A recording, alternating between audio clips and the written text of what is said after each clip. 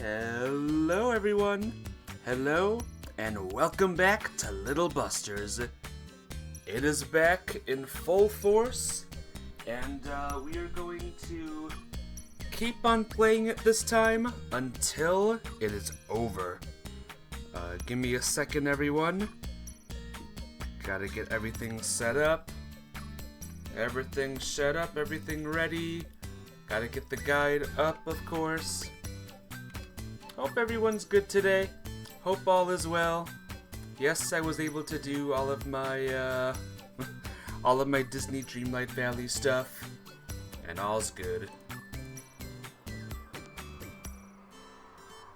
And we're back on Cootster's story, which everyone loves.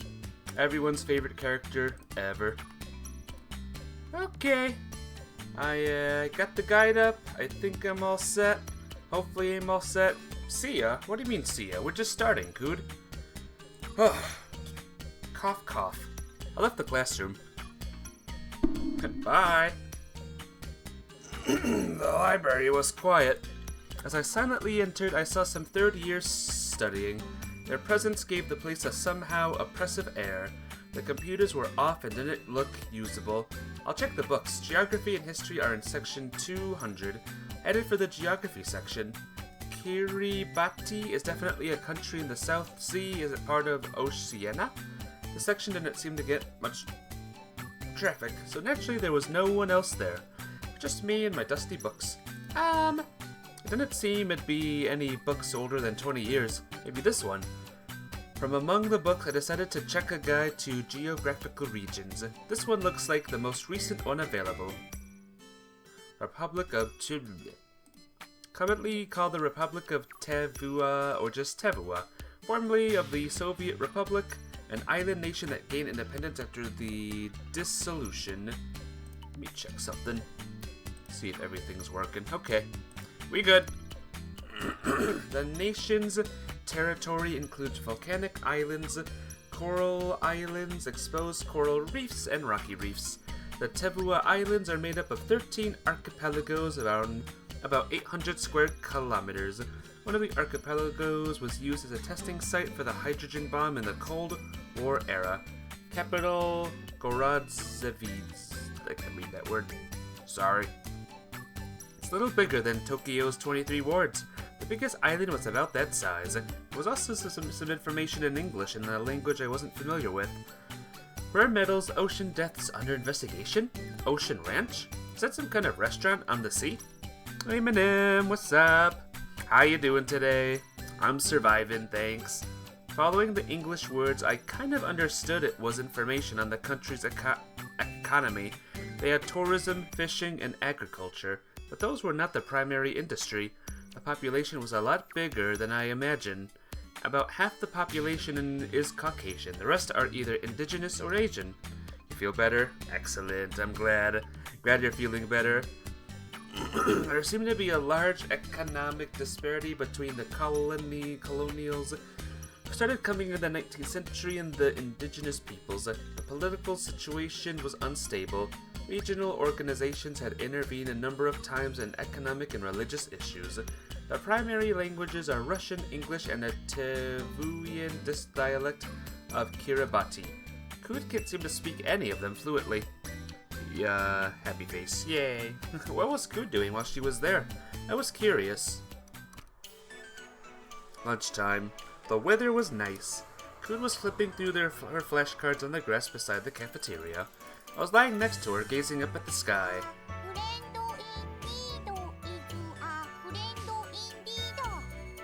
Yeah, what she said. A friend in need is a friend indeed. In her hour of need, I sat up. That reminds me, Cood, are you and Komari-sen still making vocabulary flashcards? Oh, she's so cute. But we can't think about that now. We gotta keep on going. Whoops. Vocabulary flashcards? Yes, we are. This is the 5th set already. Kuragaya-san also helped me from time to time. Aha! That truly embodies the essence of a friend in need is a friend indeed. Just as I tried to nod to her with a smile, we heard a dog bark. You two there, get off the grass right away. There were Strelka and a prefect looking down on us above us. Wafu, we're sorry. We'll move off now. Hold it, Coot, we don't have to. I'm pretty sure we've been told the students are allowed to stay on the grass besides the cafeteria during the lunch break. Unless the rules have changed, that is. I pointed at the wrappings of the bread I had bought at the school store. The prefect glanced at it. Leave here immediately after you finish. And then she left. Wafu, we were told off. She was particularly right, though. We can't always stay on the grass here. Ah, there's a dog now. Who's a good puppy? Woof. Strelka, the big gray dog, gave us a bark. She hadn't followed that scary prefect. Good work, Strelka. Woof woof. I see, you're taking a break. Has she even been patrolling during lunch? It seems so. She was searching for something today. And she found it and was allowed to get an afternoon break. Woof! Strelka wagged her tail enthusiastically. Strelka! She quieted down with her ears pressed down as Coot patted her on the head. Wafu! Coot started playfully rubbing her cheeks against hers. Now left, Wafu! Woof woof. Now right, Wafu! Woof woof. Apparently Strelka was a Siberian husky. Her back and sides were gray, while her throat and abdomen were stark white, and her eyes were as clear and blue as the sky. Speaking of eye color, Coot's looked very similar to hers. Phew! Separating her face from Strelka's, Coot let out a sigh in satisfaction. She then inserted her index finger into Strelka's ears and twirled them inside. Wound, she groaned. Does it feel good, Strelka?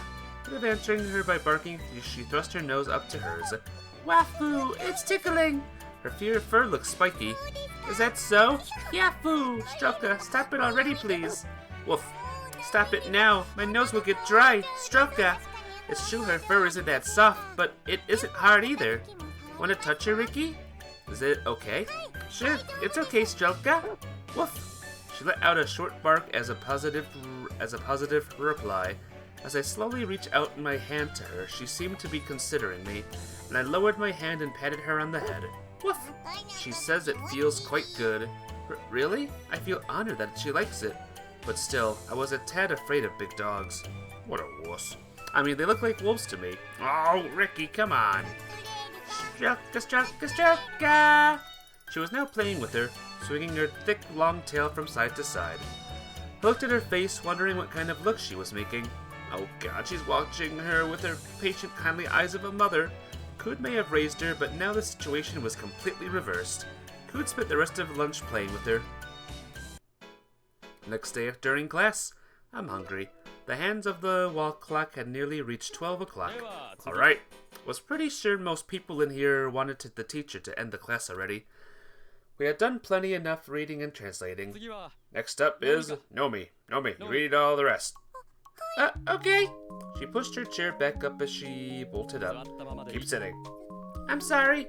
She pulled her chair back and seated herself again. Well,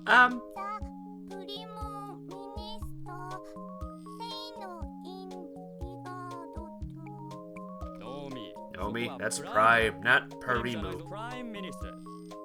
Repeat after me. Yes,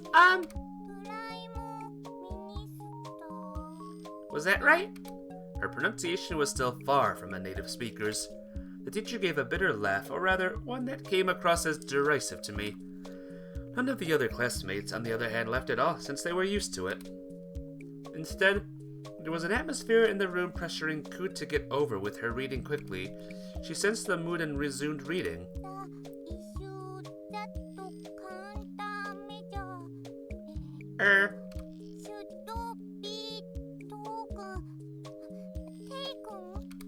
She was stumbling over words so many times her reading speed was awfully slow. The chime started to ring before she could finish. Wafu! She cowered her with her textbook in her hands. Alright, that's enough. The Prime Minister said, in regard to the issue, that countermeasure should be taken immediately. Man must rise above the world to the top of the atmosphere and beyond, for only thus will he fully understand the world in which he lives. That's it for today. We'll translate the sentences in the next class. And then the day duty student ended the class with the stand-up and bow performance. Half of our classmates immediately took off running for the school store to buy lunch. The cafeteria goers also quickly left the classroom. Cood was looking down solemnly at her desk. Nomi, ちゃんと予習をしているか? Nomi, do you study before class? Yes, I do. Hey, you're freshman in, well done. The teacher sighed. He then left the room and the student on duty started to erase the blackboard. Cood still seemed to be feeling devastated, her shoulders drooping. Her eyes met mine. She gave me a weak smile, or more like she just forced her lips to twist up a little. Without putting away the stuff on my desk, I headed over to her. Cood, what's the plan for lunch today? I don't know. What should we eat? Her tone of voice was obviously dejected. I didn't understand why the teacher had singled out Cood to read the text in spite of knowing the fact she was not very good at adding English. Cood? Yes, what's up, Ricky? Waffle! I tousled her hair roughly with my hand from above. Look, let's go grab lunch. Waffle! She didn't react, still lowering her eyes. It's okay, you did fine. Or should I say, don't mind. Here? You should say, don't worry about it after the times like this. Alright then, don't worry about it. Is that how it's done? Probably. Now let's go, Cood. Okay. She finally lifted her face and nodded in agreement when I withdrew my hand from her hair.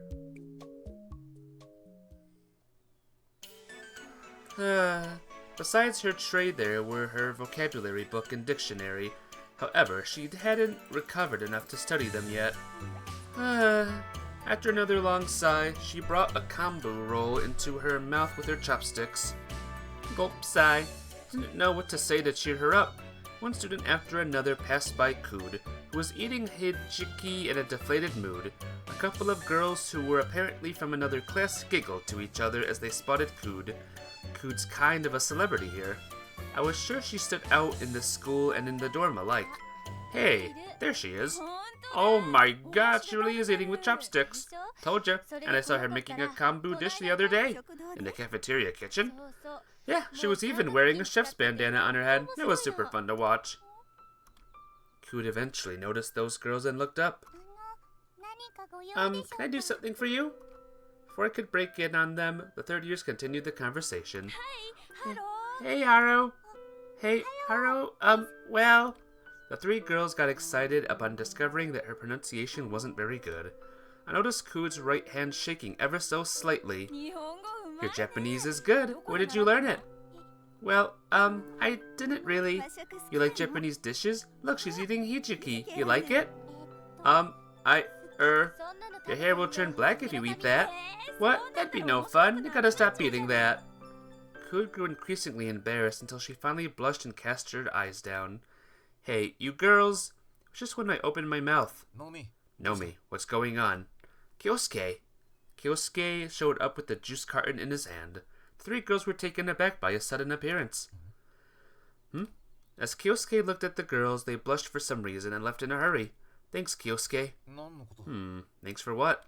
If you don't know, it's okay. Thanks a lot anyway. He nodded while drinking from his straw. What he was drinking today was fruit milk. Cood, they're gone, I said, suppressing the building anger bubbling up from deep within me. Thank you, Ricky. Cood set down her chopsticks, which she had unconsciously been gripping tightly, in her right hand on the table. She covered her hand, which has been clasped in a tight fist with her other one. I was surprised a little. Cood, you... She looked at the food on her tray and let out a sigh. She then unclenched the fist and picked up her chopsticks to resume eating. She didn't speak again until she finished her lunch. This darn feelsy music again. I know people mean no offense. She suddenly began to talk as if we were waiting in line to return the trays and plates. I know they mean no offense whatsoever. She repeated the same line. Anyone who would want to talk about it when they stumble upon something unusual and funny. That's just the way it is. What are you getting at? I mean, you don't have to be mad about it. She said that with her usual everyday smile. And those girls we just met weren't doing it out of malice either. No matter where you look in the world, you won't find anyone who is truly evil. In the dorm as well, people always have a lot to say about me. I always try to keep a low profile, but I'm still eye-catching enough. We placed our trays onto the conveyor belt leading to the washing room. One after another, the trays clanked out of sight. Cood washed her chopsticks with hot water and wiped them with her handkerchief. I'm a weird girl that even carries her own chopsticks to the cafeteria. The cafeteria staff complimented me for that, but to other people, that's just another source of amusement. She flashed me a smile as she left the line. However, it was obvious that she was forcing herself. Aww. Cood and I got back to the classroom together. I must say it made me slightly happy, you getting angry on my behalf. How could I not? They were just insulting you. Cood said they hadn't meant offense, but doing that out of ignorance just made it even worse. Cood might not be an ordinary girl, but it wouldn't be so hard for anybody to realize that the fact was bothering her, would it? I know there are all good people. None of them would hurt me.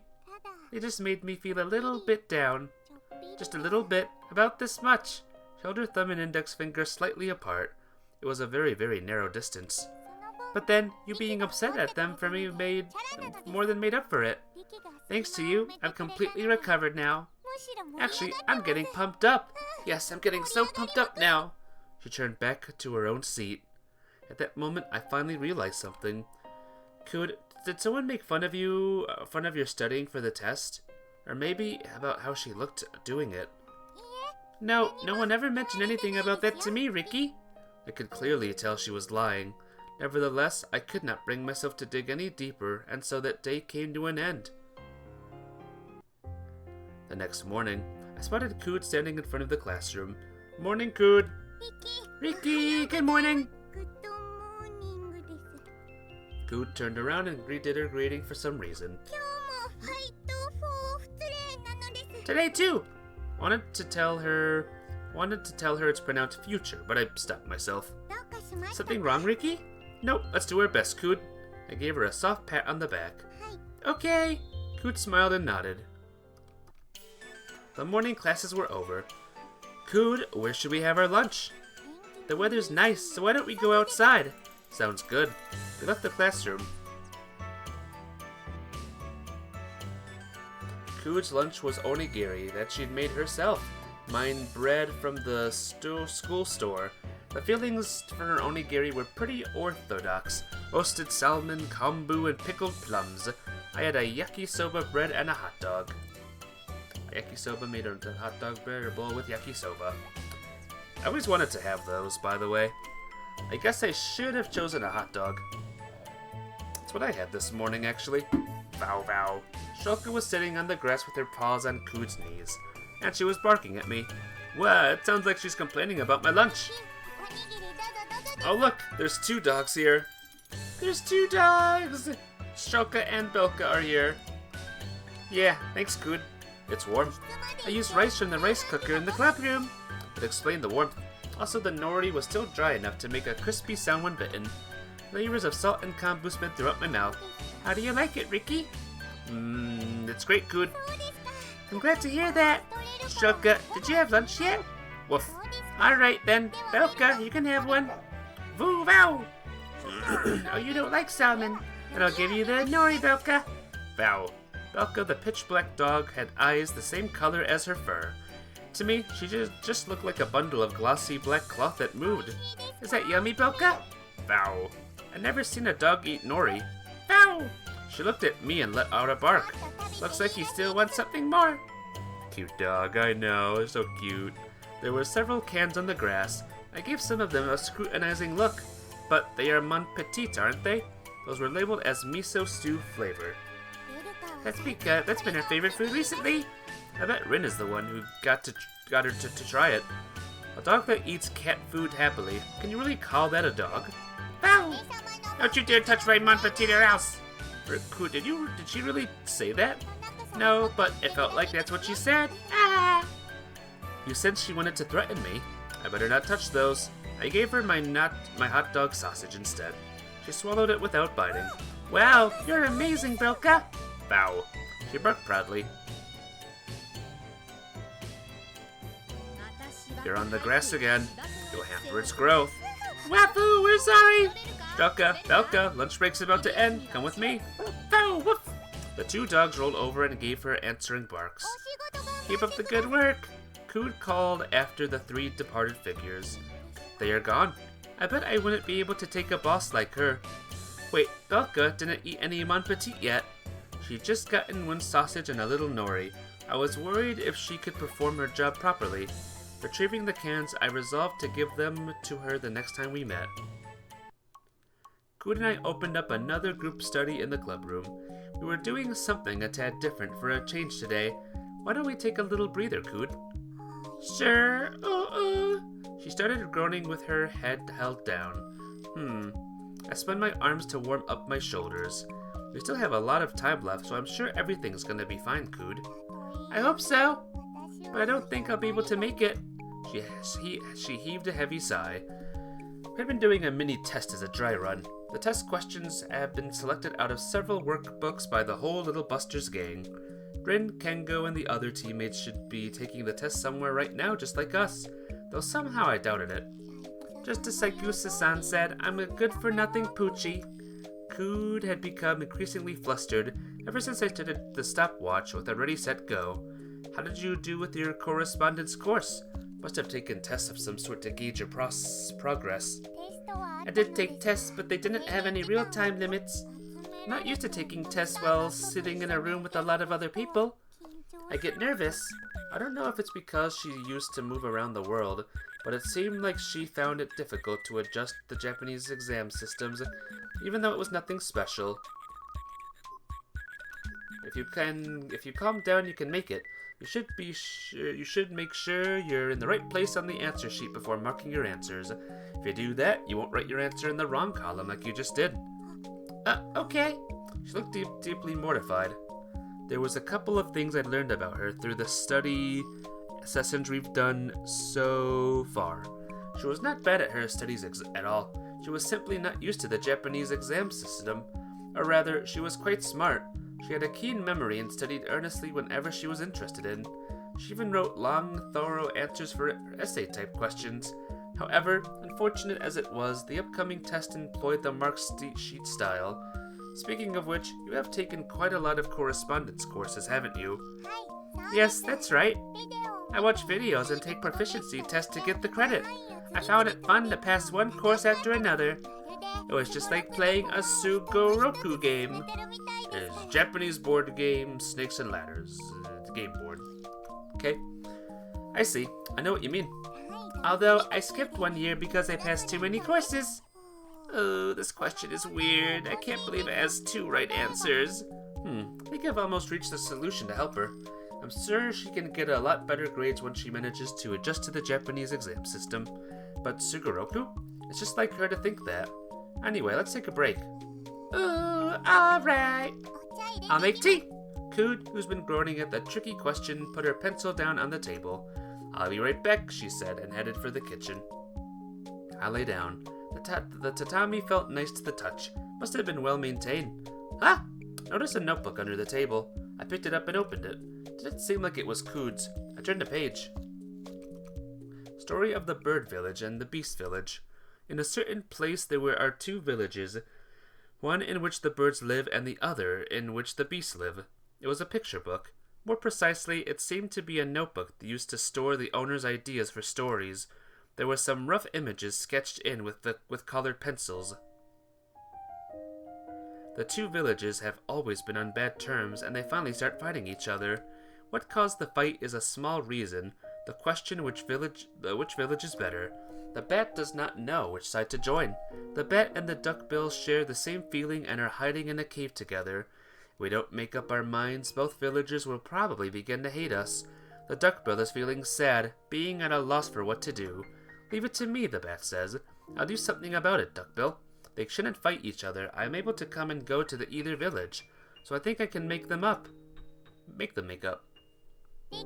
Ricky, do you need milk? Yes, please, and can I get 1 sugar? Sure, I got it. Oh, Ricky, you found that. I sat up. Ah, you mean this notebook. Isn't it? It isn't yours, right? I picked it up in the hallway today. She was holding 2 mugs in her hands.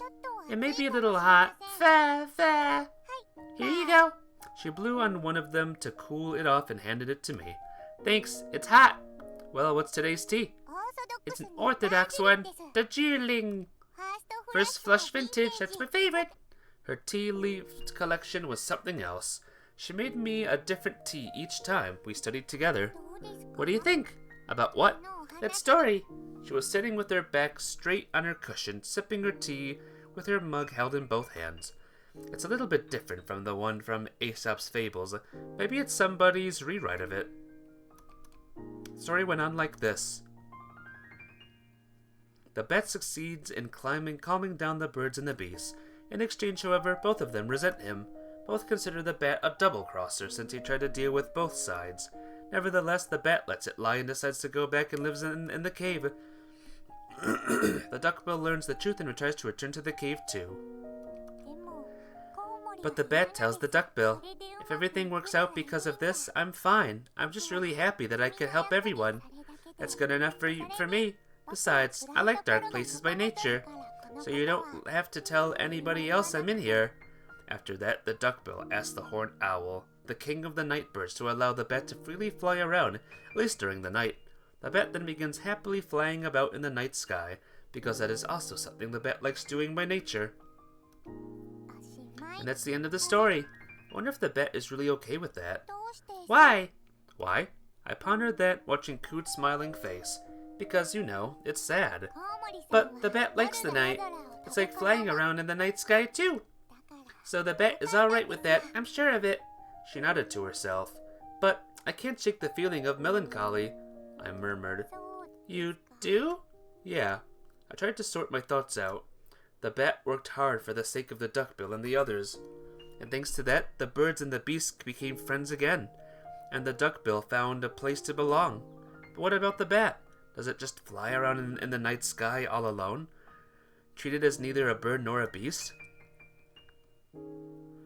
I don't believe the bat really feels happy about that. Just then, I realized something. I like this story, much more than the one in Aesop's Fables. I don't like how the original tale ends. But this story told me the truth. She looked happy. She was smiling from the bottom of her heart. I'm sure the writer of this picture book is a kind person. Can I ask about your hair accessory? I said quietly. I'm not sure about Japan, but there's a bunch of bats in other countries. They like to live near people. I find them cute. She spoke firmly. Sounded as if she was putting herself in the position of the bat. Ricky? Coot's voice was quiet as a whisper. She fixed her eyes on me as if preparing to deliver a confession. Would you want to make friends with the bat? The bat, which doesn't belong on either side. Neither to the birds, nor to the beasts. That's why the bat flies around in the night sky, all alone. Well, that might be pretty nice flying in the night sky. The bat flies through the night air. When I imagine soaring around in the lilac blue dusk like that, it would not be so bad, I thought to myself. Yeah, I'd like to make friends and fly around together with the bat. My answer seemed to surprise her a little. A variety of expressions rushed across her face, testimony that she didn't know how to react. Okay. But sure enough, in the end, she smiled. I thought a smile looked the best on her face. I wanted her to smile forever. And the realization came to me that I wanted to keep protecting that tiny little smile. Well, looks like this is a notebook somebody lost. I'd like to look for the owner. I took a good gulp of my tea. I nodded to her proposal, which she appeared to have made in order to blow away the heavy atmosphere surrounding us. Yeah, let's find them tomorrow. That's sweet. Yeah. She protectively put the notebook in her bag. Alright, we had enough rest. Let's get back to our studies. Okay, well, what do we have next? Physics. The test covers from here to here in the textbook. Resumed our study session. We studied diligently and I didn't sleep well that night. There, I'm so sleepy. That was a big yawn you just gave. Maybe I studied a little too hard. Oh, look. What is it, Ricky? It's Kamari-san. I called out to Kamari-san, who was running around about like crazy. Oh, what should I do? What should I do? Apparently she was in too much of a panic to take notice of us. Morning, Kamari-san. We both spoke up to her again. Oh, Ricky-kun and Ku-chan. What's going on? Are you in trouble?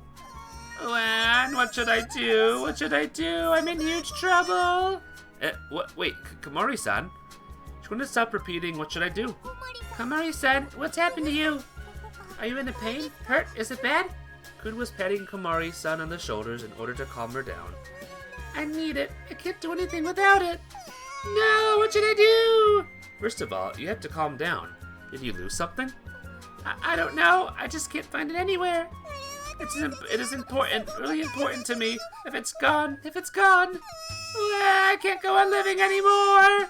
She must have imagined the worst case scenario. She was rapidly losing the last remaining bit of sense she retained. Something lost. Could it be? Yeah, could this be yours? Could produced the notebook out of her bag. That's good. Looks like we found the owner. Could picked it up on the hallway yesterday. And we were just thinking that we should look for its owner. Relax, girl. Here you are, Komori-san. Thank goodness. Embracing the notebook, she finally came to herself. Ku-chan, you picked it up? Yes, I did. Wafu? Ku-chan, very, very thank you. Komori-san hugged Kun and started spinning around with her in her arms. Well, the world is spinning. Oh, sorry. Anyway, I really am grateful. You're welcome. It was very important to her that she was very happy to see it.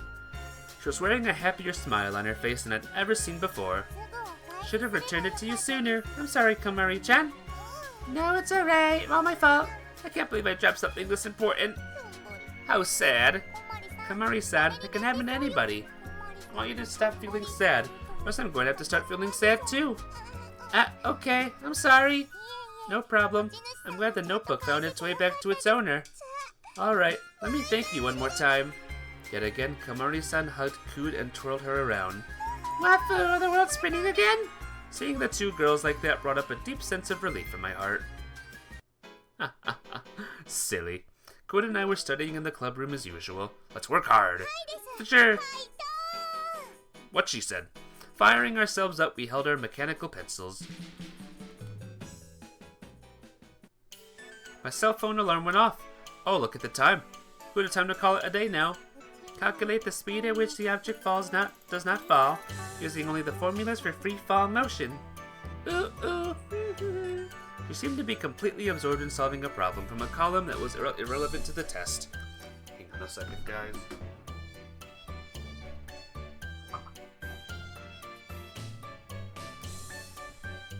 Just had to retrieve my water bottle.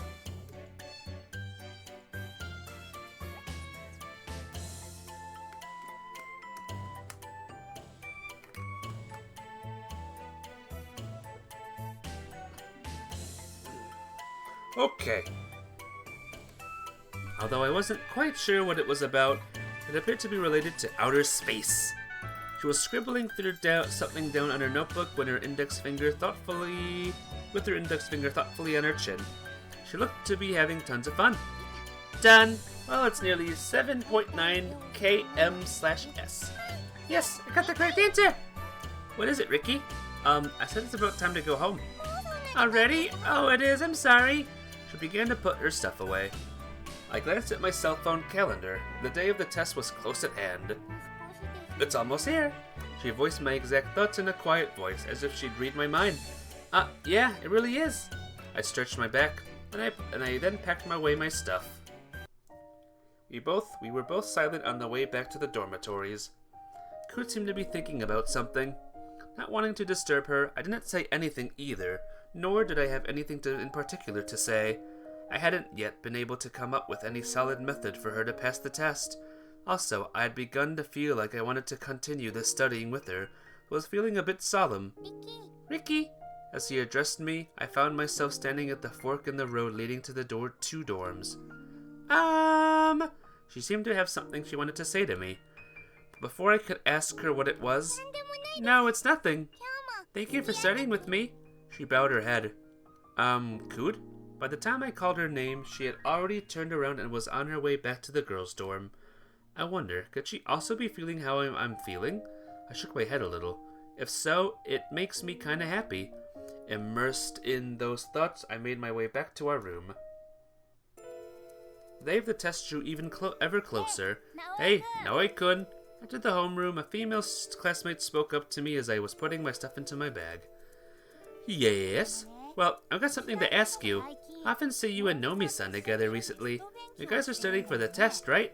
First I wasn't sure what to answer, but decided to tell her the truth without trying to cover it up. Yeah, that's right. What do you guys study? English? No, not only that, but why are you asking? Think she can make it? What do you mean by make it? I mean, you think she can avoid a failed grade? The people in the class are betting on her test outcome. Current odds are 8 to 2. Are the 8 to 4 or against? Against. I mean, you're with her all the time. Pretty fun hearing her answering to you in English. And you keep correcting her mistakes. It really is just like some sort of comedy act. So I thought I could get some hints from you. Evidently noticing the grim look on my face, she stopped talking. The hell if I know. Yeah, of course. But it's just no fun if she passes, right? The other girls behind her nodded in agreement. You know, she should stay the funny half since she's so cute like that. I want her to keep saying hello or such. Hey, what's wrong? I stood up sharply and walked away with my bag. It was wrenching my gut hearing her horrible imitation of Cood. I opened the door.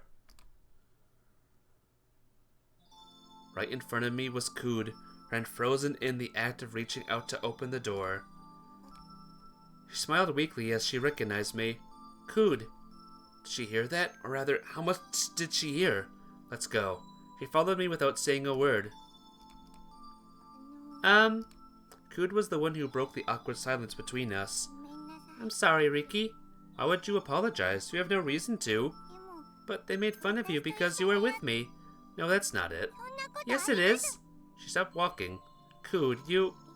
Riki, I can't stand seeing people laughing, even at you. I just can't stand it. It seems she did hear everything. We reached the entrance before we knew it.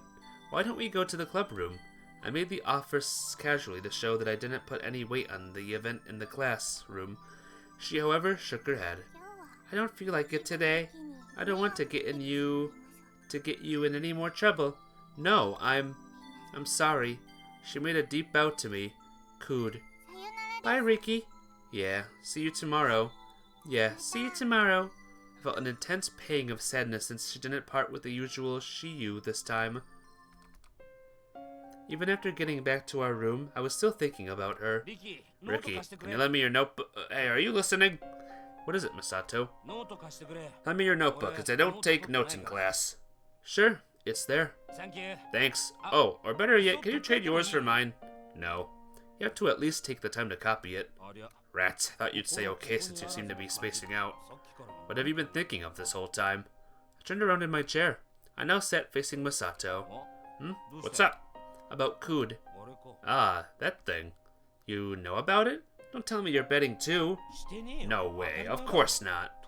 Do you mean you didn't know until today, Riki? No. I started it quite some time ago. Probably because of you and her haven't been in the classroom after school. By the way, they are all betting that I'll fail all subjects.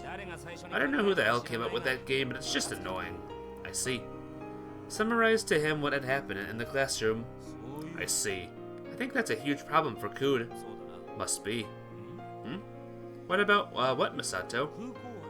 She understands to some extent how weird she is, right? And that's why she's trying to act like a foreigner. True. I think it's too late now. Agreed.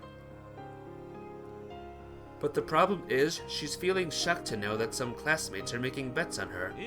It's a fact she sucks at English. You're being so blunt. Look, Misato, you just said yourself how annoying the betting is.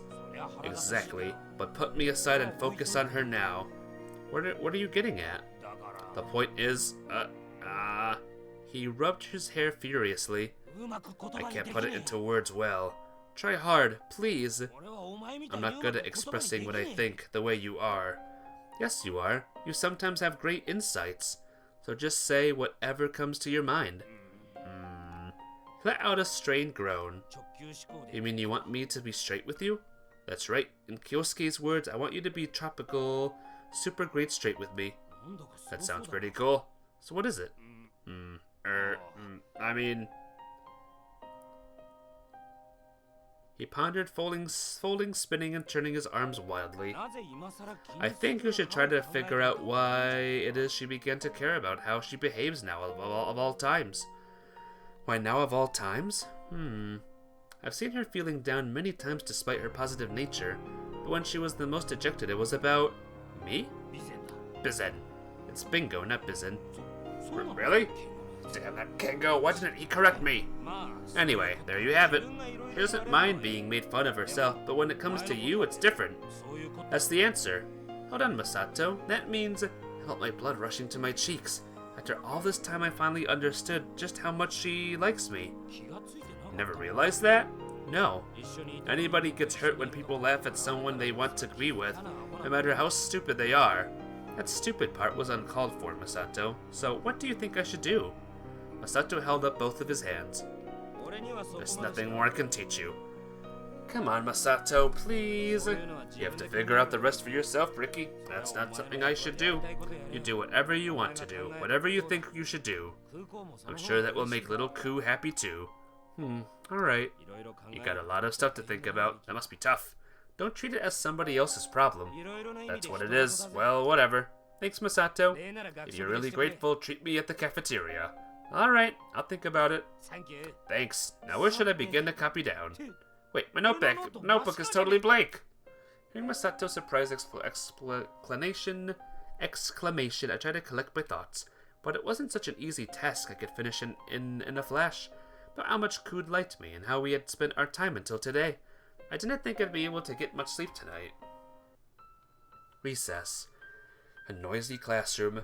Usually Ku'd would come over to me as soon as class was out, but today she stayed at her own desk.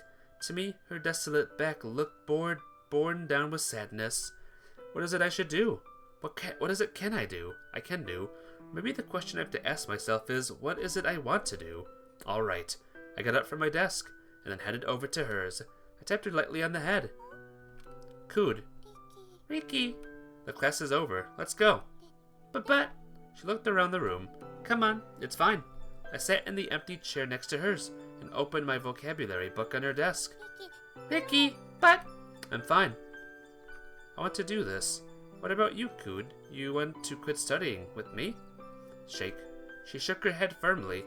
That's not... No, I don't... Let's do it. The test is around the corner. And besides, we didn't do anything yesterday, so... Ricky. I saw the hesitant, strained look melt away from her face. Yes, let's do it. There's no need to care about whatever anyone else says or does. All I have to do is just do whatever I want to do for her. It's that simple. And if that makes her smile, I'll be happy. Flipping over the pages, this is what I thought to myself. On the way back to the dorms from the club room, the sun was about to set, so the test is tomorrow. I didn't know what prompted me to state such an obvious fact. I went on quickly. Hope we'll get good results. I mean, I'm sure we can. I know we've studied plenty enough, and you know, everybody helped us a lot. So yeah, it's gonna be fine. It's going to be fine. There won't be a problem. No, that's not it. I silently contradicted myself. That's not it. Those aren't the words I should be saying right now. What I really want to express now is, I found myself expanding one arm. Oh, and patting Ku'd on the head. Ricky? I turned my face slightly away from her, because it was too embarrassing for me to say what I had to say straight to her face. I had a good time. Eh? The whole time I spent studying with you, I enjoyed it. Ricky, even if other people made fun of me for it, I don't care. Are you sure? Yes, I am. And, no, let me correct myself. Ku'd gave me a worried look. Studying with you was what I wanted to do. I did it simply because I wanted to be with you.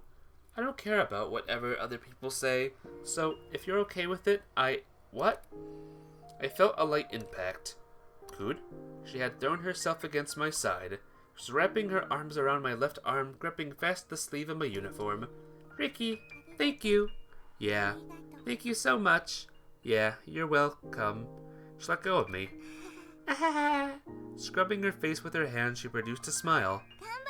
Let's do our best. Sure. I gave a strong nod in return. The day of the test arrived. Decided to head out to school earlier than usual. I was also worried about Cood. Okay. Masato, I'm leaving. Ooga. Oh, you're still asleep. Will he be able to wake up by himself? He's supposed to take the test too. I think I'd better set a few alarms so that he won't be late. Placed a few clocks around his bed. Is this too many? I'm sure it's better than sleeping in. Masato often broke a clock in the process of waking up. Hence, we always had a bunch of clocks stocked in our room. I stopped walking in the middle of the hallway.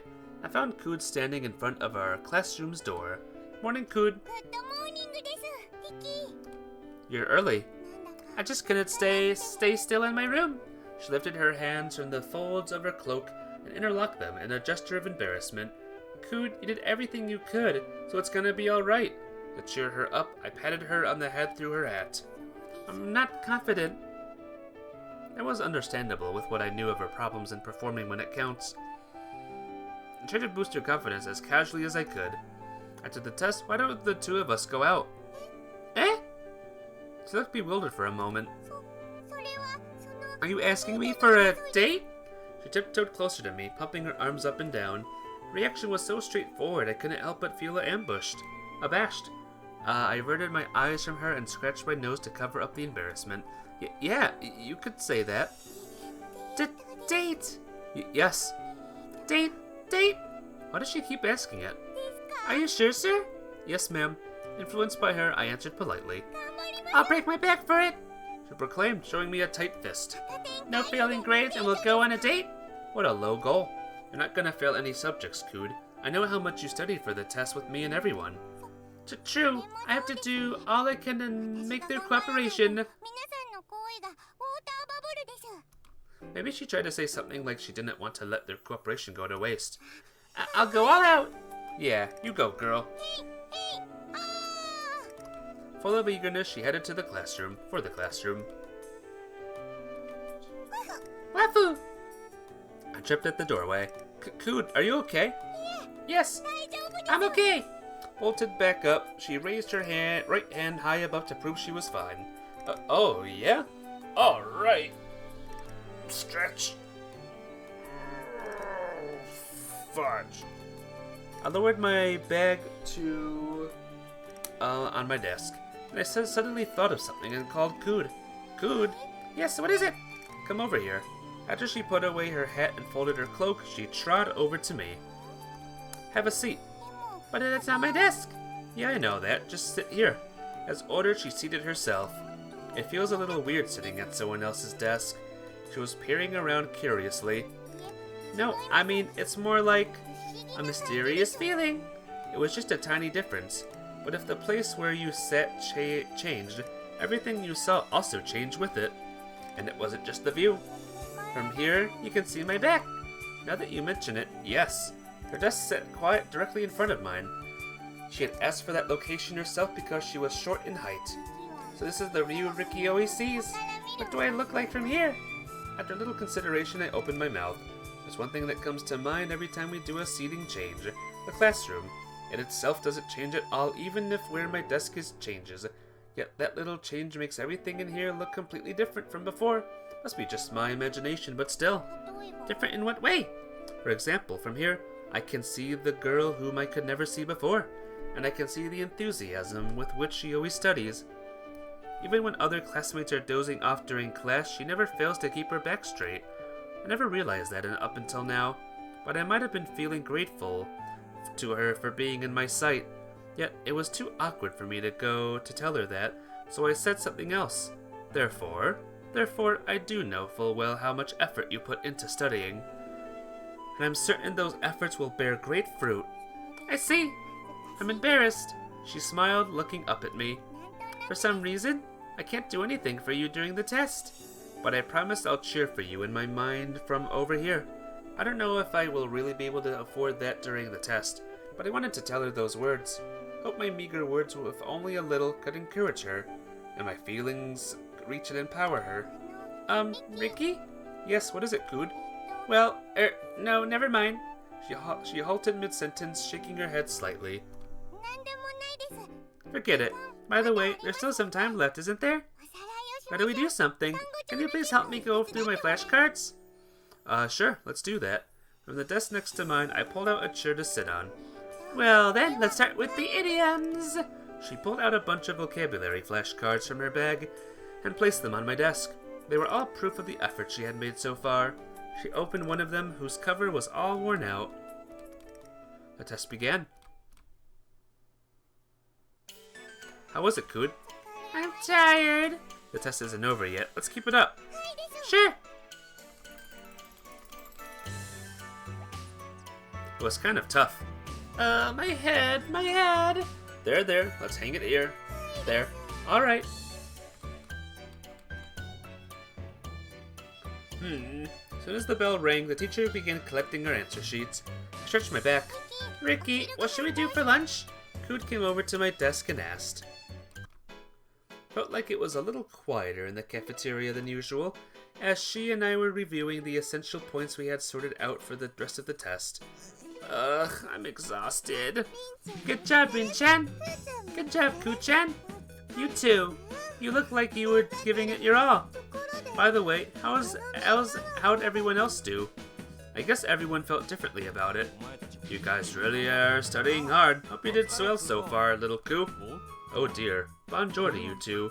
Is Kengo trying to make us laugh? Nomi, is everything going well? It's too early to tell, but I have a firm feeling that I did well so far. Oh, do I? Because I managed to mark them all. As the proverb goes, even a blind chicken will something. Oh jeez, this place is getting crowded. Masato, the chicken in that proverb missed most of her attempts, but doesn't bode well for you. Kid was laughing at her conversation. What's up, Ricky? Nothing. Just thinking of how I like to see her smiling. That was all I wished for. I wished, whispered in my mind. Whether she could guess my thoughts or not, she seemed to be having fun. It's time for the second half. She raised her fist up energetically. 8, oh! I followed her example. Good luck, Ku-chan! Oh! Ow! Rin seemed to have regained her energy after eating. Next hour is one of the critical battles, like Sekigahara. Battle that took place a long time ago, beginning of the era called the Edo period. Hey, man sausage. Why is life hell for sentient beings who don't see the value of man-made currency of money? My answer to that is no idea. That's just how it goes, I guess. But how you doing today, man sausage? It's good to see you here. For a strategic point, like Mount Tennozen. Battle that took place in that time, winning of the battle, conquer all of Japan. Oh snap. I'm not really sure, but probably. Fortunately, Kamari-san didn't seem to get Cood's reference. Good luck to everyone! Fight too! Oh, huh? The girls from the class got caught up in their weird energy around Cood and threw their hands in the air. Let's do our best! Yeah, let's. The girls hesitated for a second, but then nodded at the smiling Cood. Good luck, Naomi-san. A number of them were cheering Cood on. When they noticed I was watching, they quickly returned to their seats. You fight too, Ricky? Yeah, good luck, Cood. Alright, let's go all out for the final stretch. Cood, next is the last subject. My head feels feverish. Oh yeah? I placed my hand on her forehead. Yeah, it really does. Is she okay? Not she's got a cold, but I'm fine, because you are giving me power from behind. Wafoo! Alright, take it easy, Cood. Roger! The teacher in charge came in. Okay, last subject. Let's do this. I set down my mechanical pencil. My eyes felt blurry. The illusion of gray hair that appeared between the black color of graphite and the white color on my answer sheet. But it seemed to be getting deeper and deeper before my eyes. Time's up! After making doubly sure I'd written my name in the right place, I passed my sheet along to the student in front of my desk. I then looked around the room. Each of the other classmates were acting in a different way. One checked a textbook, another chatted with their neighbor. Masato was wearily staring up at the ceiling. Kengo, on the other hand, never had a problem with his studies. How come he looks so pale? Oh, there's another exhausted one over there. Wafoo! She was resting her upper body flat over her chest with the cheek pressed against it. Hey, Cood, how was it? Without changing her position, she groaned. Somehow I marked all of them. Good. Looks like you managed to keep a clear head. Patted her hair strongly enough to ruffle it. Wafu! It's all thanks to you and everyone from the team. Thank you so much. Her eyes were moistening. They must have been tears of happiness. On our way back to the dorms, we were cross-checking each other's answers, and before we knew it, we had already reaching the parting point of the path to the dorms. Ah! Ah! We both uttered at the exact same moment upon noticing it. Ah ha ha! And then we burst into laughter. I somehow feel like I've done something big. Indeed. Still, I'm a little worried about the outcome. I don't think you need to be. Just like her, I was filled with a sense of accomplishment. Therefore, I thought it was pointless for her to hold on to such fears, and I was sure she should have realized that too. But do you remember about our weekend plan? Of course I do, Ricky. She seized my hands and shook them up and down. We'll go out together! I'm looking forward to it! Okay. She would not release her hands that tightly held mine, and they felt very small and warm. Cocoon, stop it hurts! It was a lie, I didn't feel any pain. Actually, I was hoping to keep savoring the warmth of her hands longer. I didn't know what made me blurt out such a thing. Oh, I'm sorry! Just as she let me go, I felt the early evening wind touch the palms of my hands. Somehow, it gave me the prick of pain somewhere deep within my heart. It wasn't a sharp pain like the cut of a knife, but how should I describe it? Like the chilly wind had brushed my heart itself. Did it hurt much, Ricky? I'm so sorry. She was anxiously looking at me. I'm fine, completely fine. Even though I just complained about pain, I was now telling her I was okay. However, she didn't seem to have noticed that discrepancy. School ends by noon tomorrow. So let's go out in the afternoon, but you know, we won't be able to go very far. That's not a problem. Is there anything you want to do? What do I want to do? Yes, anything is okay. Ricky, how about we think about it together at breakfast? Tomorrow morning? Yes, that's right. Then, it is a most high-level issue for me to discuss with a girl how she and I will spend the day together. I like as few people around as possible. Perhaps we should do it early enough to avoid the morning peak hour. How about at 6:30? Yes, that sounds good. But won't it be hard for you to wake up so early right after the test? Not at all. The early bird catches the worm. After accepting my offer with a big grin, she took out her mobile. Think I should set an alarm just in case. You think that's weird? No, I don't think so. It's a good idea. I'd do that as well. I pulled out my phone and made a note on the calendar. Alright, I'm done. Then Ricky. She placed her hands on the hems of her school dress and bowed to me. Bye, Cood. I then parted ways with her, waving. After a few steps, I turned around, still standing there waving to me. Moving back to her once more, I made my way back to the boys' dorm. I woke up. I picked up my phone. I showed exactly 6 o'clock. I didn't have need of the alarm, it seems. I was able to fall asleep strangely easily last night. I got off my bed quietly so as not to wake Masato up. It was very quiet in our room, and the morning sunlight was pouring in through the curtains. The weather was lovely.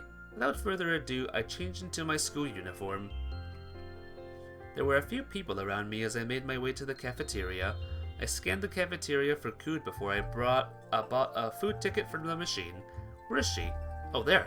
I'm just sitting at a table near the windows that gave a good view of the TV. Ocean Launch Corporation has announced that they are moving up their joint press conference with TASA. A news program was being aired. Morning, Cood. Ricky? Having shifted her focus from the TV to me, she gave me a bow. The neighboring countries continued to express concern over the installation of the experimental reactor. As I seated myself across from her at the table, she turned down the TV's volume. The newscaster's voice was now too low to be heard. After a glance at the news captain saying, "Reduction in rocket launch demand caused by economic slump," I asked her something. Come to think of it, I often see you watching the news. Are you interested in what's happening overseas? There's that, but I also think I can learn exotic stuff from them. Saigusa-san told me she collects information about tricks and tools from TV as well. Oh, really? Never imagined that was Haruka-san's source. Anyways, I'll get breakfast. Though I guess it's too early. You can only order sandwiches and the like now. Let's share my food if you like. Indicated her tray. Is that alright? Yes, of course. There was some scones on her plate. Wait, do they offer scones here? No, they don't. Sa-sa-sa-sa-san made them for me. Sa-sa-sa? I had no clue what that stood for. It's Sasasagawa-san. Ah, that girl, but why on earth? I don't know, she just gave them to me. She's such a nice person. Like I thought, there are no bad dog lovers out there. Hang on a minute.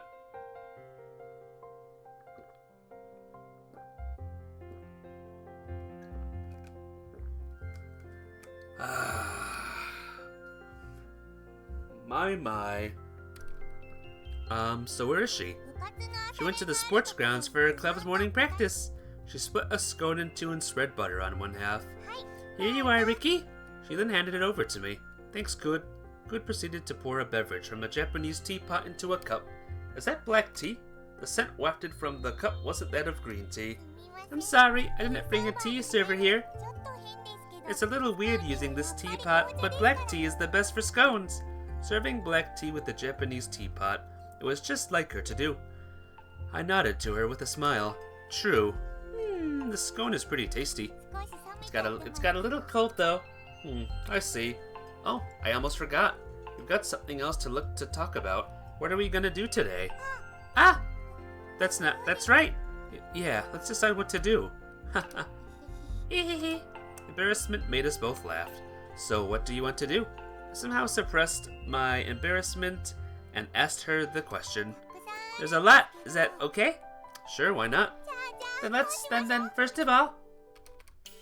The entire school had a relaxed air during holidays. I could only hear a few students going on about their club activities at this hour.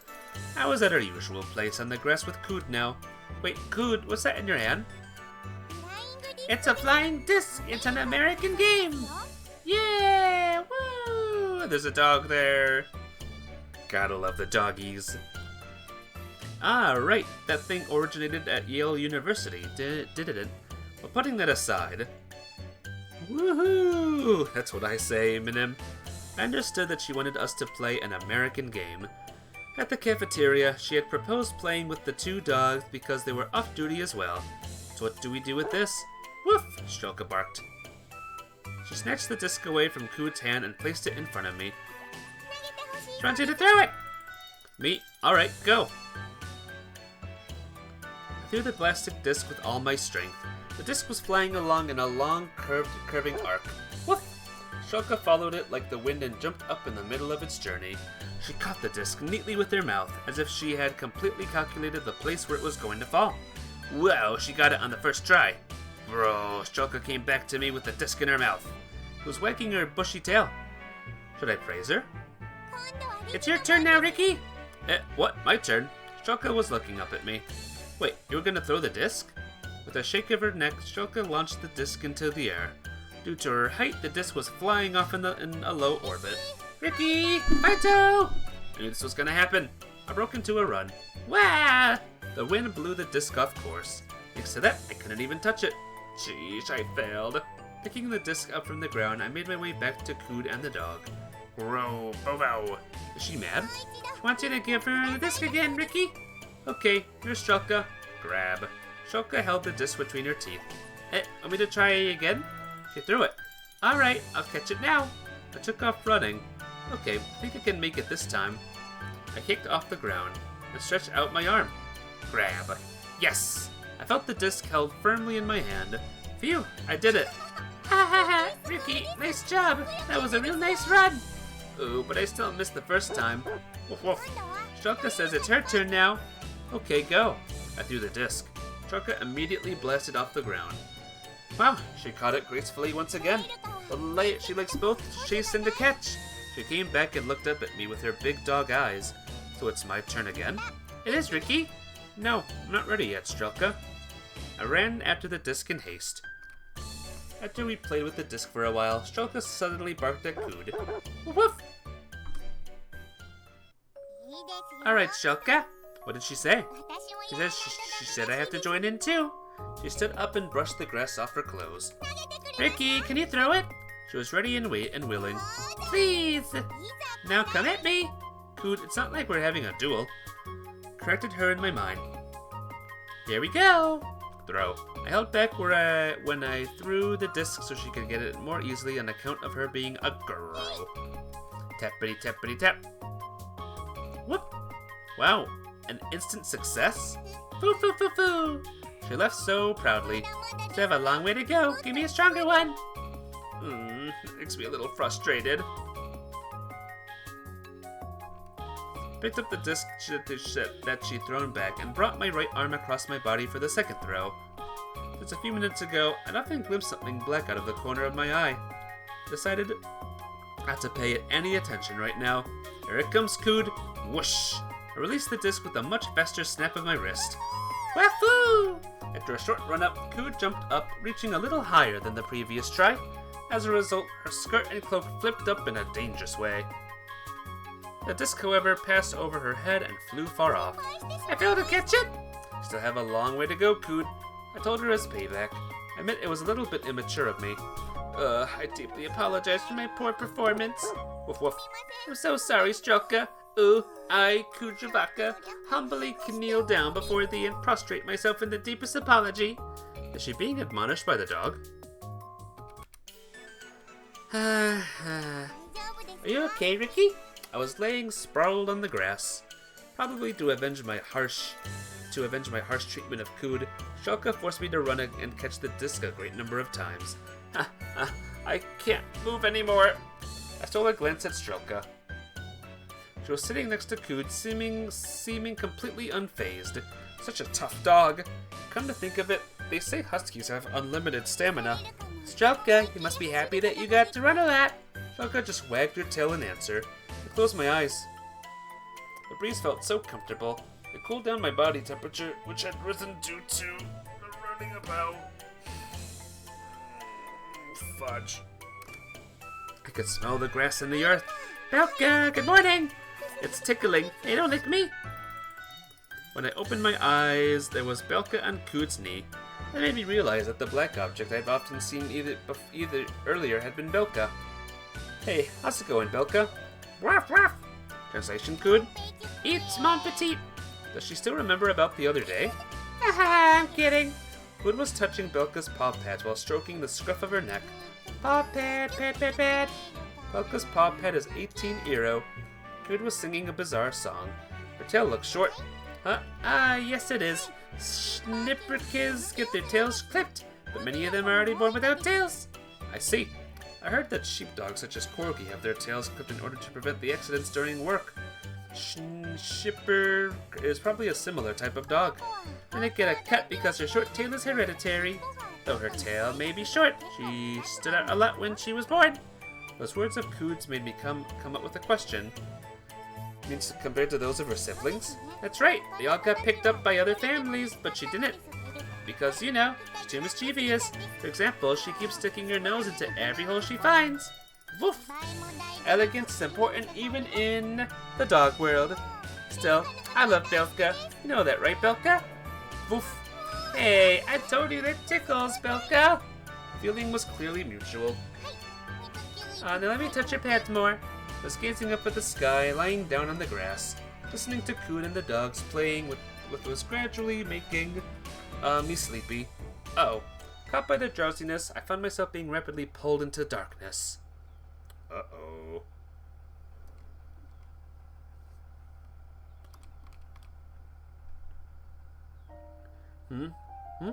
For an instant, I was feeling disoriented and out of place. I heard somebody humming. It was a melody I had never heard. I opened my eyes. Ricky, you woke up? Cood smiled. There were only the two of us on the grass now. Where are the dogs? They said they were going back to their beds. Alright. Fair. I sat up. I stretched to my back. Did I fall asleep? You were slumbering tightly, Ricky. Sorry. No problem. Your sleeping face looks so pretty. It was a very pretty fingeringoo. I don't know if I should be happy or not. I gave a bitter smile. Well, let's see how long I was out of it. Cood, what time is it? Probably a little past 4. Sun will soon begin to set. Gosh, Cood, I'm sorry. What are you apologizing for, Ricky? Because I asked you on a date, but... I fell asleep in the middle. Cood shook her head. Eh? I got to have you for myself for a whole day. I'm in so much luck. Okay, I'm fine so long as you're satisfied. Well, yeah, looks like you had me for the whole day. Ha ha ha ha. What silly things I am letting out of my mouth. Ricky? Yeah? Would you allow me to keep you for a little longer? Yeah, of course, Cood. I stood up. I cleaned the worst of the grass off myself and held my hand out to Cood. Under the setting sun, Cood and I were walking around inside the school. We ran into some students who were doing club or committee activities. Neither of us, however, paid any attention to them. We reached an empty hallway. Thank you so much for today. You too. But we just walked around. Was that really enough for you? She was taken aback by my question. She then gave a smile. I had a lot of fun. I've been waiting to take a walk with you one more time. One more time? In the early spring, you showed me around the school. Ah, I remember that. I didn't do a very good job, did I? No, not at all. You tried really earnestly to speak English to explain all the facilities to me.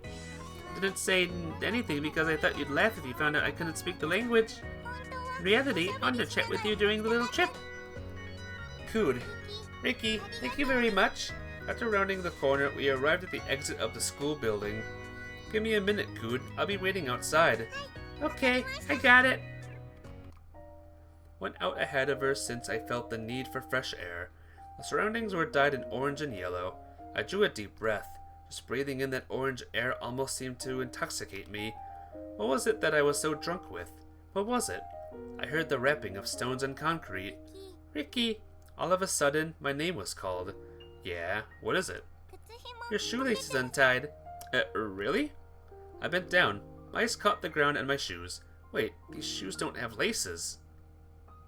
I suddenly felt the weight on my shoulder, and the most fleeting of touches. It was softer even than the stroke of a finger, but that weight conveyed the existence of another. The delicate warmth on my cheek quickly melted away into the air. Cood? I really love you.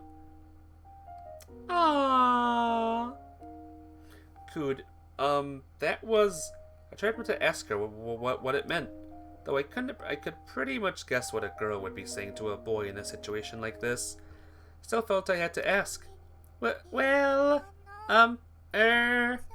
mean, this is a so-called black and white situation. Wordplay. Koku haku. Okay. She was furiously waving her hands in the air. It's just that I wanted to try saying something like that, or something. Wafu! She sank into silence, tapping her index fingers together dejectedly. The sight of that made a chuckle escape my throat. It was cute how she had to disguise her feelings with this wordplay. The way she was looking down in embarrassment was endearing. Ricky? She lifted her face. I could see the uncertainty in her eyes. I'm sorry. Well, I left because of all the or well we keep saying. Now I can tell. Well, what is making me feel intoxicated is... Thanks, Cood. Having heard this girl say she loves me. You're well...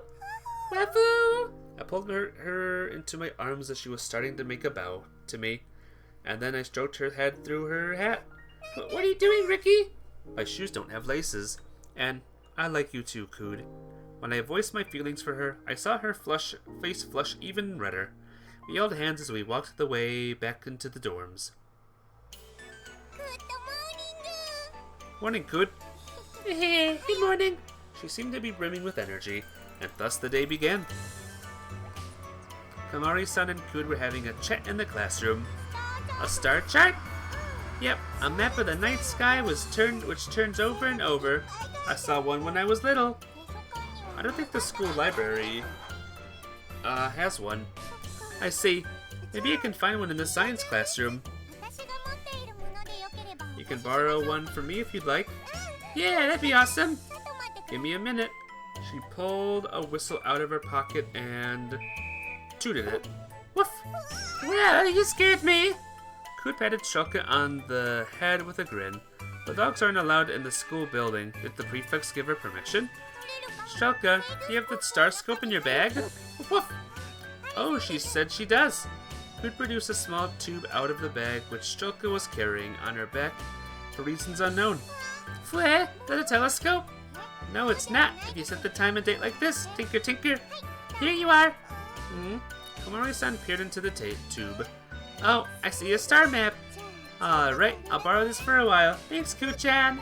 You're welcome. Watching those two never failed to warm my heart. Let's go eat lunch, Ricky. Okay. With a nod, I stood up. After the homeroom, Coot sauntered over to my desk happily. Wafu, here's my exam results, She held an envelope in her hands. Of course, I had mine as well. Have you checked it out yet? Not yet. Word if I did okay. My heart feels like it's going to be out of my chest. The room was noisy. Wanted to go somewhere more quiet. Why don't we go to the club room? Go to the club room, everyone.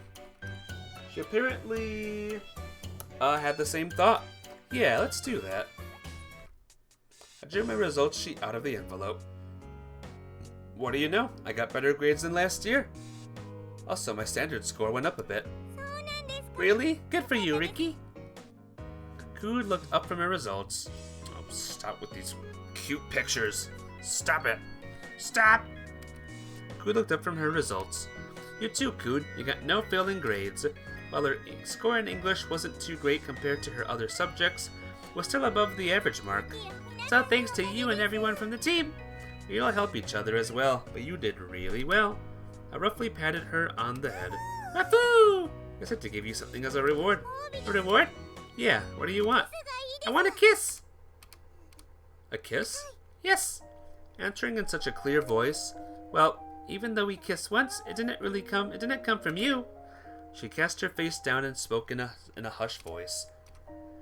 Felt my face burning. She had kissed me on the cheek the other day. It was plenty embarrassing just to recall that. I want my reward. Her looking at me with those puppy eyes. Alright, Cood. Well, okay, I got it. I'll kiss you. She closed her eyes silently. Thump, thump, thump, thump. I placed my hands on the table and leaned over to her. I saw her eyelashes. I also saw her silky forelocks and their curled tips. Cood, are you ready? Now, come at me. It's really not like we're about to have a duel, Cood. Retorted to her in my mind. As a result, my overexcitement finally started cooling down. No, it didn't. It feels like my heart's about to leap out of my chest. Must have been totally obvious that I was racked with tension. God, Cood's lips are so close. Just an instant, but I felt like my body was set ablaze beginning from my lips. Even as I kissed her, lips were so soft, hot, and shoot, my mind just went completely blank. Slowly I drew away from her. Ricky, that was awful. Yes? I forgot to ask you for one thing before we kissed. What was that? Wanted you to tell me I love you before the kiss. Then why don't we do it one more time? Are you sure? Yeah, only if you want to. After she closed her eyes, I kissed her once again. I love you, Cood. Of course I told her that before the kiss. The second one lasted a little longer, to be precise about 10 seconds. No sooner did our lips part, we both broke into nervous laughter. Hee. Haha. I figured however many kisses we shared, we probably would not get used to this feeling. The weekend ended, and most of my classmates had the usual gloomy aura about them, but I was an exception. Morning, Cood. At our classroom's door, Cood exchanged a lively greeting with me, taking hold of my sleeve. She lightly pushed her forehead onto my arm, hugging it briefly, and Wahoo! Smiled happily. I was enchanted by that smile of hers to the point where I almost felt vertigo. Let's make today another good day. Good morning, Goo! After that cheerful proclamation, she entered the classroom, greeting everyone in her usual haphazard English. Little Koo looks kinda energetic this morning. Could it be because the tests are over? Or did something good happen to her? Yeah, well, long story. Kengo tapped me on the shoulder. What's up, Kengo? Nothing. Look, the homeroom teacher's coming. Alright, Masato, we have a mini-test in today's contemporary writings class. Holy crap, for real? Yep. Oh, snap. You didn't prepare either, Kengo? After our usual type of exchange, the three of us went to our desks. No one studied. Our new teacher kid had a cold or something, so we had free study.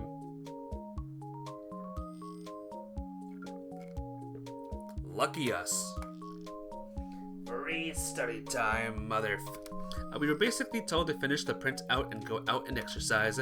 Warm sunlight was showering down on the grassy patch. I was sitting there with my legs stretched out. I could hear the voices of our classmates enjoying a game of mini basketball.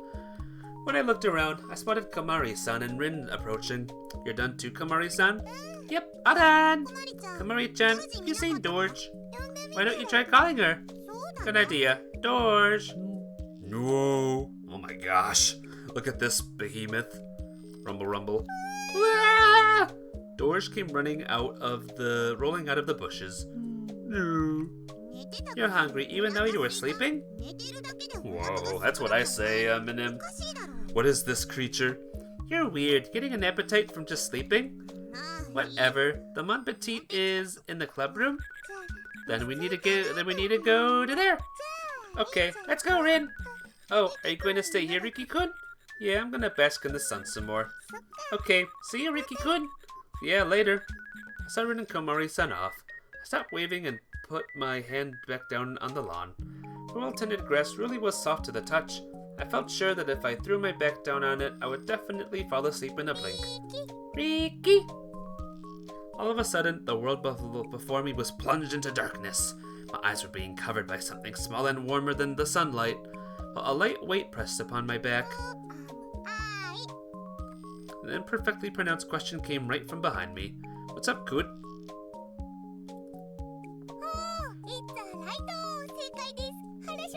It's me, Kohoro Sho! With her right hand up as though in a salute, she smiled radiantly. Kud, you shouldn't have called my name before you covered my eyes, I said, suppressing a laugh. Also, there was no way that I would mistake her voice with anyone else's. I was certain that I could even single her voice out from 100 people speaking at once. Of course, I didn't even need to factor in the cocktail party effect. Waffle, I failed! Too bad, too bad! Are you done with your task? Yes, it was an essay question. It was so much fun that I even wrote on the back of my paper.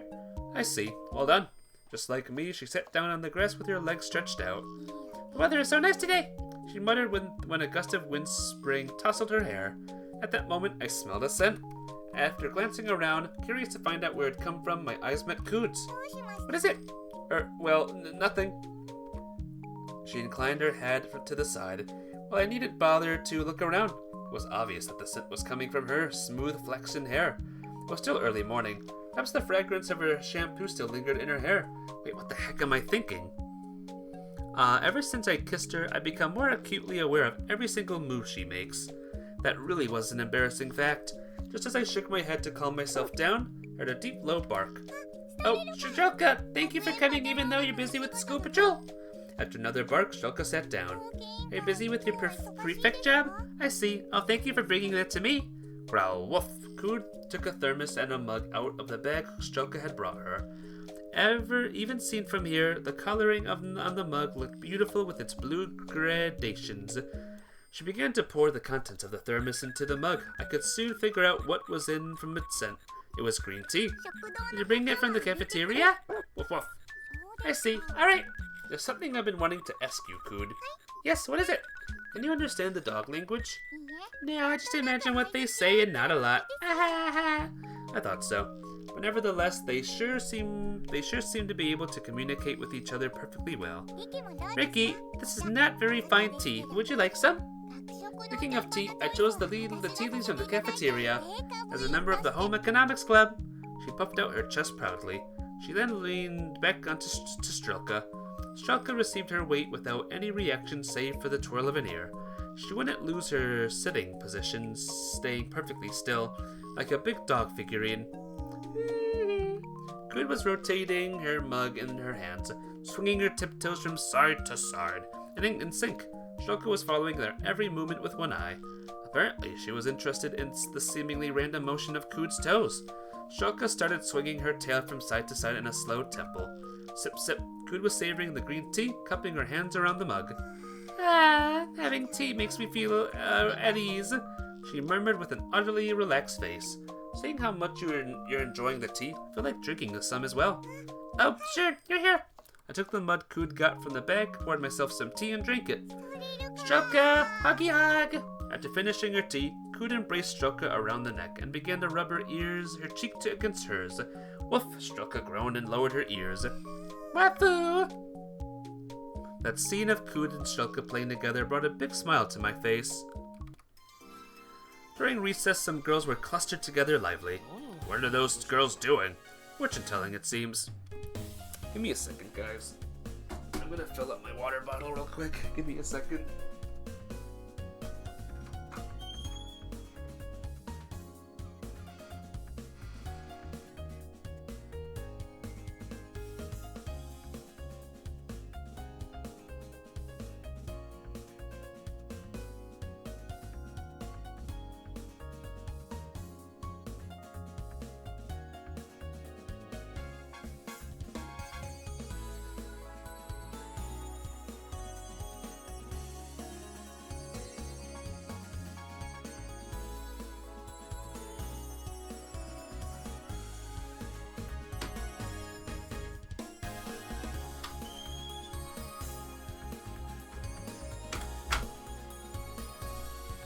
Okay, I'm back.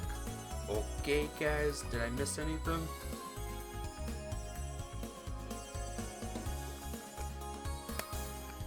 Did Kengo or not Kengo? Did Masato do anything out of the ordinary or strange while I was away? Let me know, alright? One of the girls had a book in her hand. Okay, from my mother's name, my little sister's name, and their birthdays.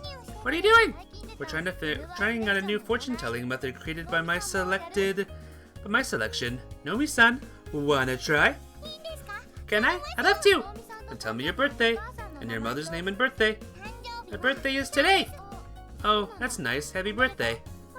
So whichever names would be better? What do you mean? I mean, would her Japanese name be better? Of course, you're half Japanese, Nomi-san. Wait, so does Cood have two different names as well? More importantly, today is her birthday. What's up, Ricky? Seems today is Cood's birthday. You're silly. I try to be. Then we must celebrate it. Well, how long have you been there? He's been reading a manga at an absentee's desk over there. You blend into our class all too well, Kyosuke. Yes, I've even sat through classes here. Eh?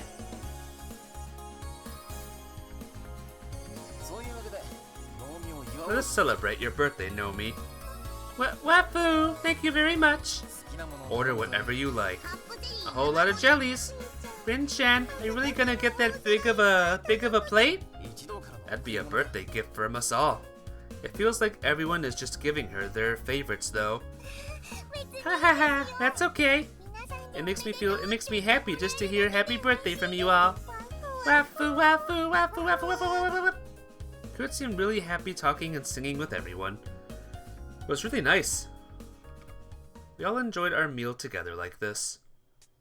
It was somehow thrilling to sneak out of the dorm to come out here. It was almost dawn. If you were found by prefects after the curfew time, it would be a spot of bother. Maybe I could just use an excuse like I woke up too early. Thought that I might be able to pass that off somehow. In deep darkness, I was walking down the silent yard. It was around 2 more hours until sunrise. Before I had gone to bed, Cood had texted me to meet her at the grass field. Ricky, over here! I heard Cood's voice. She was sitting on the curb surrounding the square lawn. Her black loafers were on the ground outside the fence. I'm trying to call you out here this early in the morning. She greeted me, getting to her feet. No problem. It was pretty refreshing getting up at this hour, since I seldom do. Thank you for not blaming me for being selfish. I approached her. As I did, I noticed that she was holding a bowl in her hands. It was a polished, silvery cooking bowl.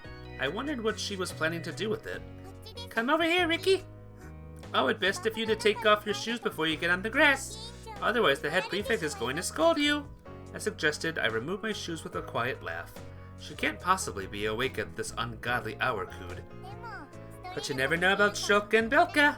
Under the moonlight, she was walking out of the center of the field. Her feet left an invisible mark on the grass each step she took. I followed after her, as if being led by those marks. As Cood arrived at her destination, she turned around. The wind made her cloak flutter gently. It was a picturesque sight. In the gentle lilac blue of the pre-dawn sky, there was still stars a-twinkling. It felt as though Cood was bearing the whole of that star on her shoulders. Suddenly, I felt almost afraid. What if, just like that, she arose into the sky and melted into the hue of blue? Then she'd suddenly take off the ground and fly away. I don't know, it suddenly made me think of something so absurd. What's wrong, Ricky? No, nothing. You're being weird, she giggled. And it made me laugh too. I realized that I didn't have to be worried about something like that. Cood was right here with me. Alright, let's get started. Before that, can you tell me what we're going to do now? Sure thing, I'll explain, so please have a seat. I sat down on the grass. I thought she would do the same, but she crouched down on her knees instead. Aren't you gonna sit down? This position is easier for me. And you're taller than I am. In the country where I was born. She pulled a plastic bottle out of her skirt pocket and poured the contents into the bowl. There are several unusual native customs. What we're going to be doing is one of them. She dipped her right hand into the bowl and began to stir the liquid with it. This is made of soft flour and cocoa powder. Is the liquid water? Yes, it's just ordinary water. They make black red food of coloring when combined. Oh, but it's strange to call it red food coloring despite it being black. Before she could continue that line of thought, I asked her a question. What are we going to do with it? Well, you're using it to draw a coat of arms on each other's body. She showed me the inside of the bowl. In spite of having adapted to the dark, my eyes could only recognize the contents as black. Still, I could smell cocoa. A coat of arms? You mean like a family crest or an arabesque design? Yes, something like that. Mine is called the Strugatzy Original. Struga? That is my other name. Kudravaka Antalievna Strugats. I can't read that name, sorry. It's a hard name to pronounce, isn't it? I really use that name because most people laugh when I introduce myself like that. So Ricky, would you keep it under your hat? Sure, I got it. Now go ahead and put your hand in the bowl, Ricky. As instructed, I inserted my hand in the bowl and began to stir the contents with her. It was cold. While stirring that gunky liquid, my fingers brushed against Cood on occasion.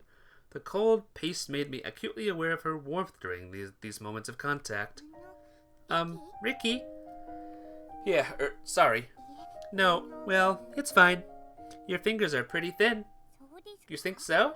At first we both got flustered while our fingers touched each other's, but after a while we got used to it.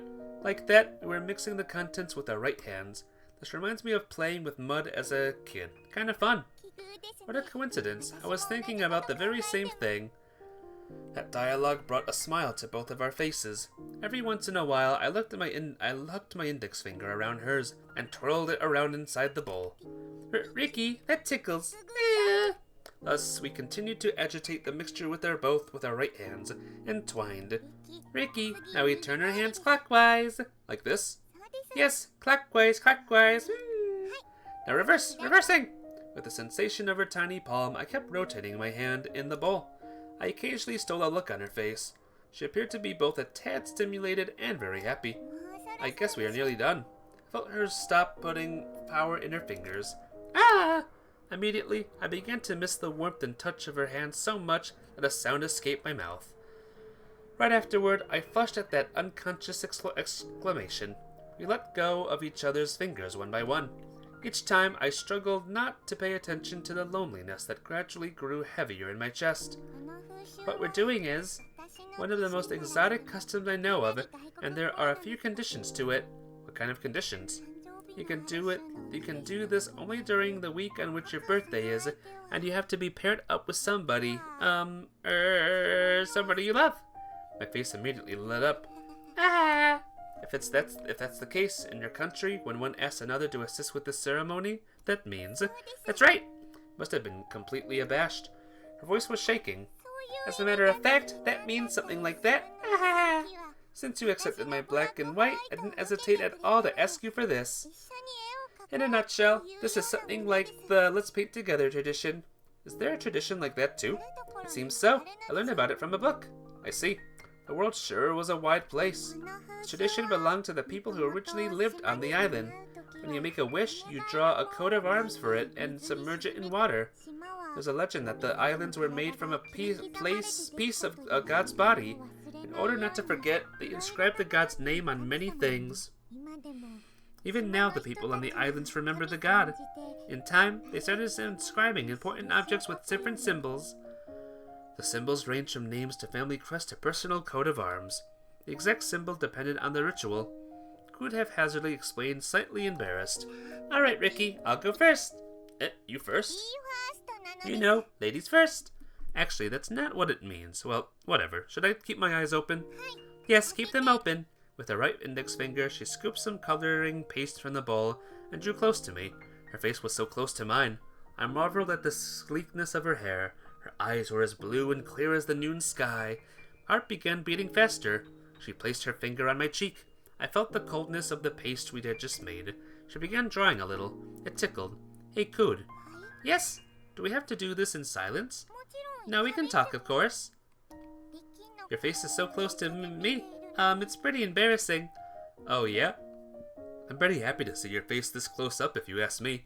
Although the heart in my chest was hammering also, my mouth slowly spoke by itself. As she heard that, her cheek turned red. Ricky? Yes?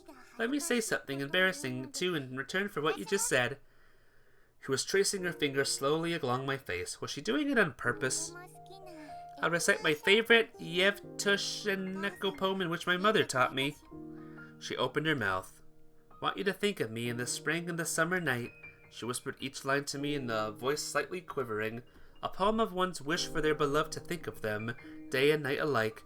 She spoke to me in a matter-of-fact tone of voice, but couldn't hide the blush on her cheeks. Her finger withdrew from my cheek. Ricky, roll up your sleeve. I silently did as she told me. I bared my left arm to the chilly breeze. The poem continued. In the autumn, in the winter, at any time of the day or night, I looked down at what she was drawing on my arm. Instead of a simple wavy pattern, it seemed to depict something being passed down from one generation to another. Gradually, drawing gentle lines, curved in spirals, her finger arrives at the back of my hand. And there Cood painted a pattern like that of a strange intertwining of a circle and triangle.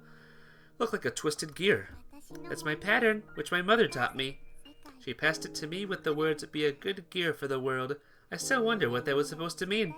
I don't know yet, but I can't draw that well either. I don't think so. What can I say? It's graceful. Graceful? Really? It is. It's an elegant painting, Cood. Thank you, Ricky. She pulled away her fingers. Well then, nekusuto to you. She began to remove her cloak. Am I supposed to draw something like you just did? Yes, that's right. You don't need to draw anything in particular, so draw what you want. When I was already about to reach out to her cheek, something astonishing happened in front of me. Cood silently unfastened her shirt buttons and pulled her arms out of their sleeves. The shirt fell down onto the grass. Cood? It's embarrassing to show you the front, so I'd like you to draw on the back and arms. From my vantage point, I could only see her white back. After those words, she didn't say anything further. I was totally at loss what to do, but after a little consideration, gave her a peck on the cheek. Okay, let's get cracking. Sure, I'm so nervous. Be gentle with me. I almost burst into laughter. What's wrong with you? It's terrible of you to laugh like that. Oh, I'm sorry. Geez, would you please be more serious, Ricky? I'm sorry. I'll be gentle, alright? Yes. I placed my finger on her cheek. For a couple of seconds, I pondered what to draw.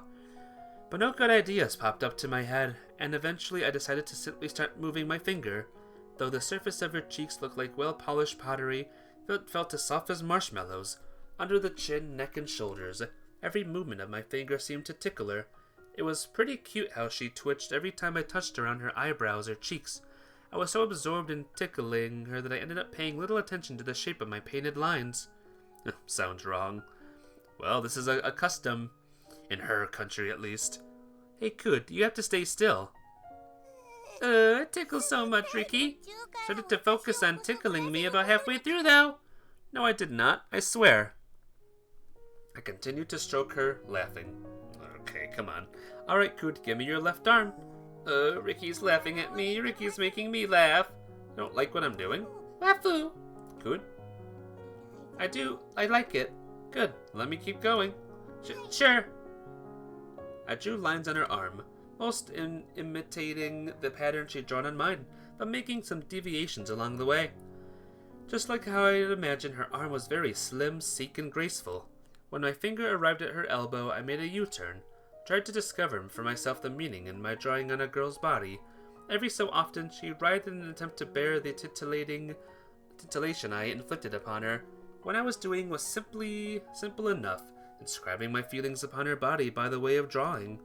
While the lines I drew turned into a new part of myself in her, the lines she drew perhaps became another piece of her in me. Yeah, it tickles, Ricky. Just bear with me, I'm almost done. My finger reached her back. I'm supposed to draw my own original pattern here, right? She nodded. After thinking for a few seconds, I began sliding my finger on her back with intense focus. Drawing a spiral. Is that the world and a tree? I don't know, but if that's what you see in it, then perhaps it is. I couldn't tell exactly what it was I was drawing, despite being the artist myself. Still, that might be good. I took my finger off her back. Cool. Then I called her name. Hi. Yes. For the briefest of moments, I kissed her. She answered with an embarrassed smile. After that, she leaned toward me, saying, "It's my turn now." She returned my kiss like a bird pecking on a pea. It would be dawn soon. The twinkling stars were fading and disappearing. The stars are fading.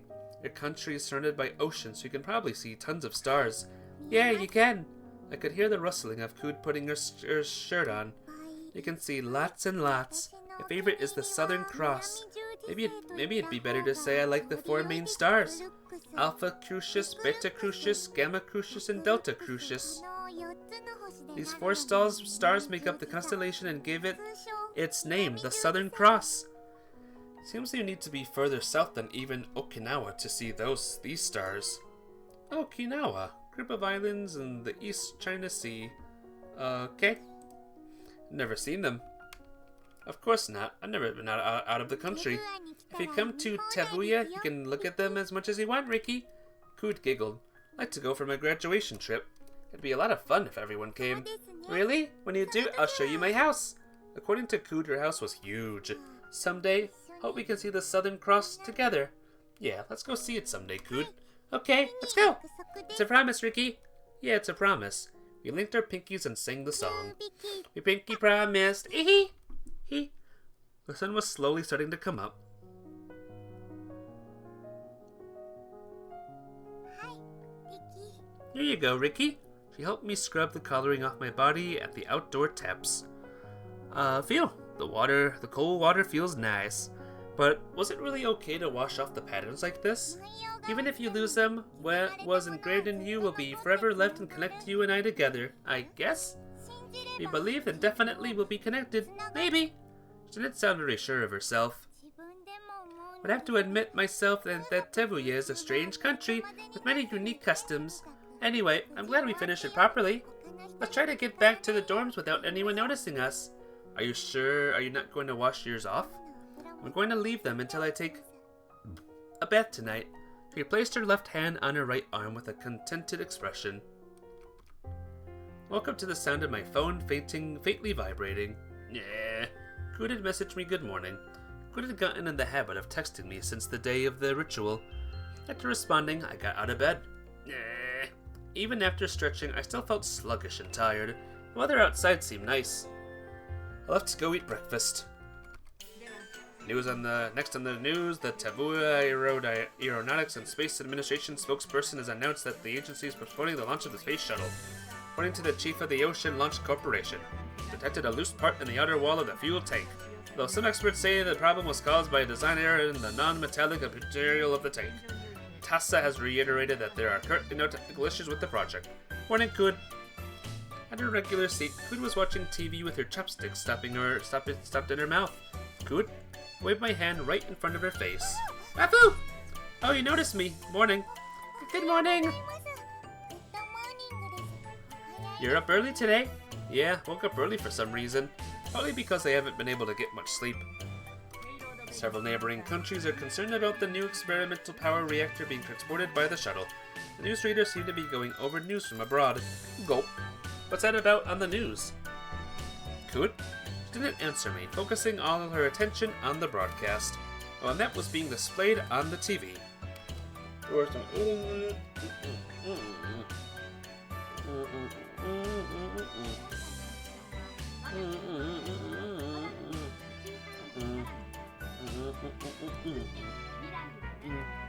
undertaking will be fundamental to our future. The black-haired woman was talking about her work in English. The overlaying audio was proving a running translation of their explanations. Managed to make out that she had quite the beautiful voice, though. The translator's voice was stampeding hers. Her voice rang clear and dignified. Since the collapse of the former Soviet Union, our country is to make great strides in towards self-sufficiency. To that end, we have succeeded in launching a number of satellites, thanks to the experience we have accumulated from that. We have succeeded in developing a way to launch rockets while carrying a greater payload than was ever before possible from the sea. In addition, with this mission we are conducting several experiments aimed at combating energy or food shortages. Including ACSC, we have a wide breadth of organizations providing technical assistance, and a petite woman in a navy blue suit was talking with the smoothness of experience. That woman, who at a glance looked much like a little girl, deftly entered into a presentation using a laser pointer. Not to mention, it is possible to apply the technique to piggyback payload. Next up, regarding the experimental reactors, on the bottom part of the TV there was a caption showing her name in an unfamiliar language. Can't read it. I couldn't read it. There were English subtitles above it. C. Ivanovna Strugskaya. C. Eva Strugskaya? The woman started speaking in a language other than English. The translator in the auxiliary audio check went silent. I had no way to figure out what she was saying. All I could make out was cosmonaut something something. This was an interview from the Novi Baikonur Cosmodrome and other news. And in regard to the report they are considering, Kud, I have a question for you. That woman's name was Strugatskaya. That was part of Kud's other name, as she told me the day before. This news, she cocked her head to the side. Expression looked like as if she had just found out the answer to something but couldn't accept it. But, Kud, what was it with that news? Well, I'm sorry, what was that again? The woman's name was Strugatskaya, so I thought she might be one of your relatives. She's my mother, she answered plainly. Oh yeah? Her job takes her all across the globe, right? Yes, it's been quite a long time since I last saw her. Really? She's always busy with her job. I'm glad to see she's doing well. I wonder if she's read my letter. She looked beautiful, and she resembled you a lot. Or I guess I could say that Kud took after her mother. Really? I don't really think so myself, she said with a bitter, self-depreciating smile. My mother is trilingual and is doing very noble work, but her daughter is not too good. By the way, Ricky. Yeah? What is it? Can I have that rolled kombu? Sure, Kud. What is your mouth open for? Like this. It's kind of embarrassing for me to do that, Kud. Huh? Kud, alright, I give up. Swallow. I'm very happy that the cafeteria's kombu rolls have been so good recently. You sure love your seaweeds. Certainly. Eating a lot of it protects your hair. It's every girl's friend. Yo, morning, Ricky and little Ku. Oh, Inohara-san. Morning, little Ku. You eating kombu again? Ricky, can you come join the queue with me? I'm gonna grab both Japanese and Western breakfast today. Sure. I got up from my seat. Kud resumed watching the TV news. Due to the present conflict, the stranded tankers still cannot be removed. Thus, the Suez Canal will likely remain closed for the time being. Because of Masato's arrival, I had to put off the chat I was having with Kud. I was drinking tea. Notebooks and papers were spread on the table. Kud, on the other hand, was completely spacing out. She had been like this ever since this morning, hence there wasn't really an awkward silence between us. But by this time, I started to be worried about her. Kud. Hey, what's up, Ricky? I looked down. Problems? After a glance at me, she tried to open her mouth but closed it again in the middle. Maybe I could help you. Ricky? Yeah? I'm not really ready to talk about it yet. Could you give me a little more time? Okay, I'll wait until you're ready. I delicately placed my hand on her cheek. I'm always thinking about you, Kud. Thank you, Ricky. Mm. And then I kissed her tenderly. Ricky. Yeah? Seconds. With a small smile, she kissed me back. Aww. Man, crowded as always. Regular seats look empty, but Ricky, would you go reserve them just in case? Alright, got it. Oh, it's Cood. Cood. As I tried to speak up to her, the TV news caught my ear. TASA, the Tavuya Aerodynamics and Space Administration, has announced its decision to postpone their scheduled launch of the manned spaceship C-Tauna KTC-72D. The TV in the cafeteria spoke. Cood was closely watching it with her tray frozen in her hands. There was a drawn look on her face. Cood? Lips moved slightly, looked as if they mouthed the word, why? Cood, you shouldn't be standing in the middle of the aisle. I pulled her aside by the arm when a group of third-year girls was about to pass her by. What? Cood, you have to pay attention to people around you when you're standing in a crowd. I'm sorry. Even while she apologized, her eyes were still glued to the TV screen. The surrounding countries around continued to voice their concerns about the risk of the experimental reactor poses. She ended up staying in front of the TV until the news was finished. It's packed here today. Packed or not, it's amazing that our seats alone were still available. It's not like I'd complain even if somebody else took them. I guess you're scaring the other third years off, Kyosuke. I want to say real quick, it's been a while since I saved. That can't be. On the contrary, I should be endearing them. That aside, do you even have any third-year friends? Not taking part in her conversation, Cood was absent-mindedly eating her lunch. At this point, I was starting to feel an indescribable concern about her. Unlike usual, we were listening to a radio news program in the new club room today. The newscaster was currently reading about a happening overseas. Its launch has been delayed several times before due to bad weather. It had been a while since she started hanging her head as she listened to the radio. She stayed spaced out like that ever since she saw her mother in the broadcast. A green tea was already cold, and the refreshments had remained untouched ever since their serving. She stretched her arm out toward me. I caught that tiny hand of hers with my both hands, and held it tightly. What is it, Cood? I had no idea what she had been suffering from, so all I could do for her was simply hold her hand like this. I keep having this dream. A dream?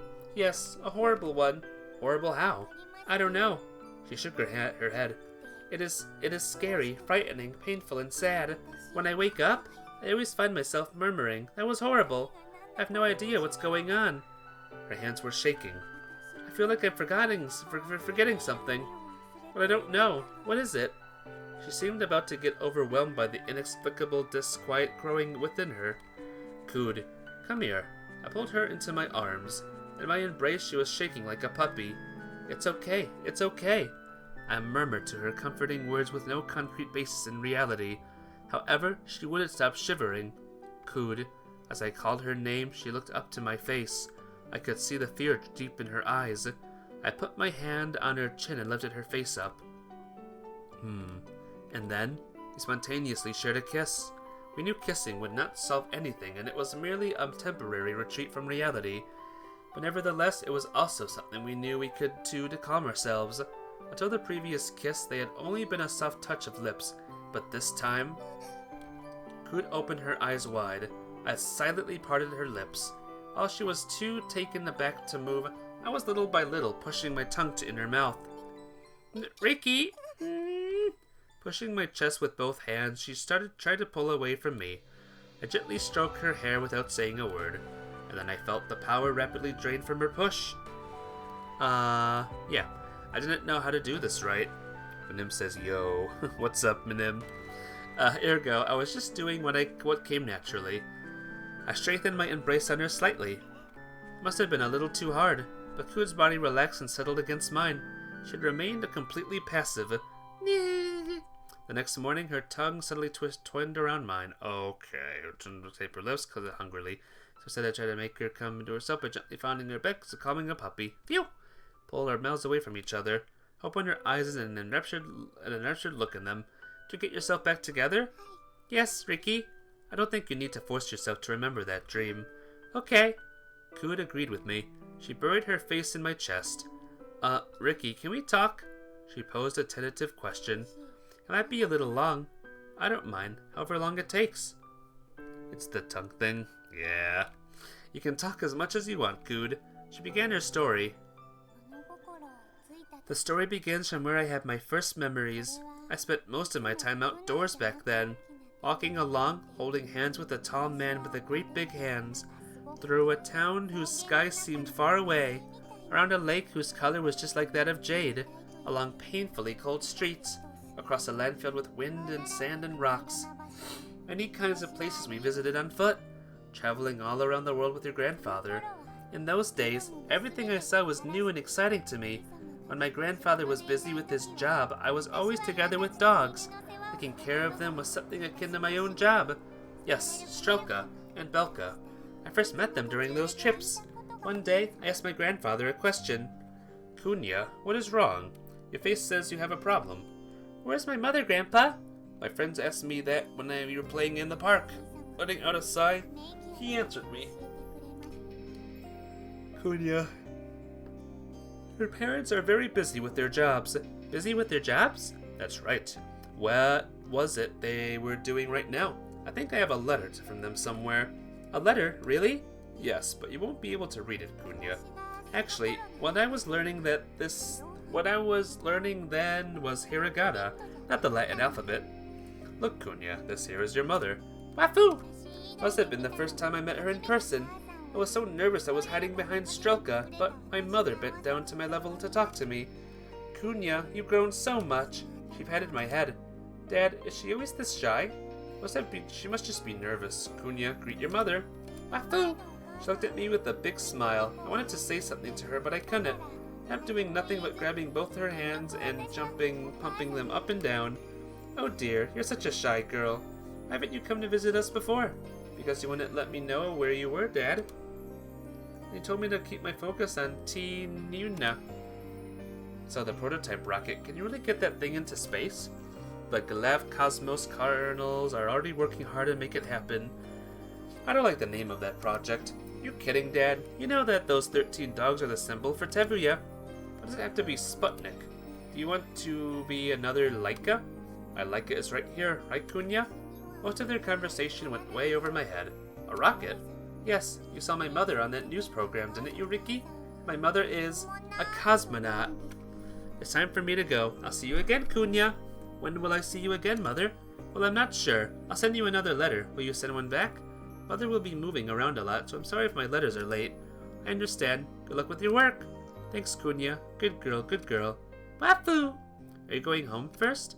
Yes, but before that, I'm heading over to Germany to pick up my hubby. You should have almost finished the heat test for the non-metallic composite material. Kunya, I'll be looking forward to your letter. Bye now. Ever since I was little, I had looked up to my mother. I strongly wished to grow up to be like her. Does that mean you wanted to be an astronaut? That's right. Once I understood what she did, I would always watch the stars in the sky, because I thought she was sure to be doing the same thing. But as you know, ended up the way I am. Need to be fluent in English and Russian to be a cosmonaut. So in order to make myself like my mother, the first hurdle I must clear is to be able to speak in English. That's why you try to use it every day. Yes. Even if it makes a weird kid like me look even weirder. Even if people laugh, I endure it. They probably think I'm a joke. I'm like this even though I try so hard. They probably look at me and think she's such an idiot. I'm not the me I want to be, so I work hard so that I can be.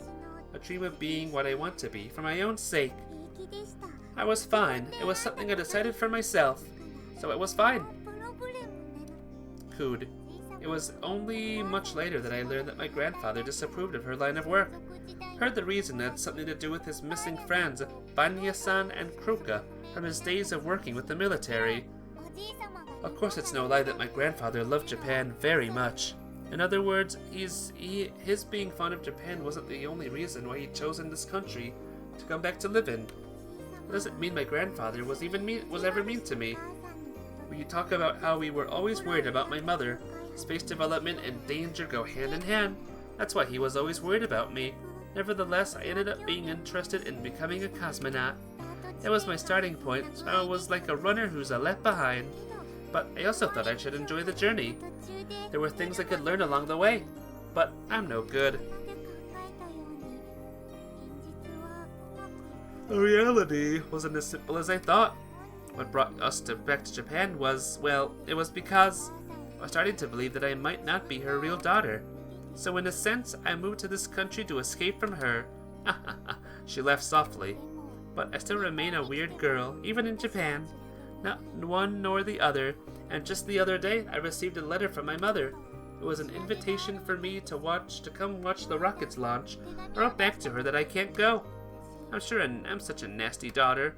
I explained what had been troubling her. I was sure that the more she'd watched the bad news concerning the rocket, the worse she must have felt about herself. And that probably explained her dreams as well. I think that her own insecurity must have caused her to have those abstract nightmares. For Kud, her talented mother must have been too bright to face. Bet your mother will be glad if you call her. Eh? You should tell her you wished her good luck. You are hoping everything goes well for her, right? Yes, of course I am. Well then, I think you should call and tell her your feelings. You've been using letters since she's had to move around a lot, right? But now that you do know where she lives, all you need to do is phone her. Ooh, but I already told her I can't make it. I'm sure it's going to be alright. You think? Yeah, it'll be fine, just you see. I answered with my best encouragement. Alright, I will call her, she said, nodding firmly. Ricky? Yeah? Thank you. She kissed me on the cheek. I'm happy you're with me. I love you, Ricky. Makes me happy to be of help to you, too. My bold words finally brought a smile to her face, and we both giggled, feeling embarrassed. Masato, here's your milk. Handed a small carton over to him where he lay stretched out on the floor. Thank you, Ricky. Thank you, Ricky.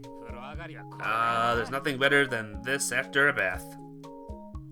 Not long out of the bath, we were already starting to sweat in the heat. The breeze wandered in from the window, felt most comfortable. It would be even better if these were glass bottles. A cell phone started to sound. Ricky, your phone's ringing. Isn't it yours? Seriously? Who could it be? Hardly ever get calls or text messages. I'm kinda excited. Oops, no, it's mine after all. Sorry. Beep! Masato fell and slid face first on the door. Opened my mobile to see the mail. Hara, Ricky, are you asleep yet? KN. It was from Kud. I texted her back. Not yet, just chilling in her room. Could I ask you a favor? KN. What is it?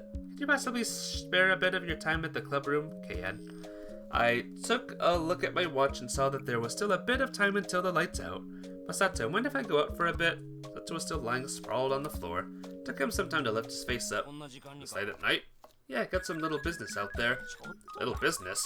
After shooting me a suspicious look, he suddenly started to smirk. Well, I'll be. You guys are all ready. What? Nothing at all. I'll cover for you when the patrol comes here. It's fine. I'll be back before then. I mean, just in case you're late. I don't think that'll happen. I pulled on a long-sleeved t-shirt over the t-shirt I was already wearing. What's the point of that? I am already in enough of a mess if I get caught by the prefects even without breaking the dress code. Masato said nothing back to me at that and just shrugged. Alright, I'm leaving. I left the room.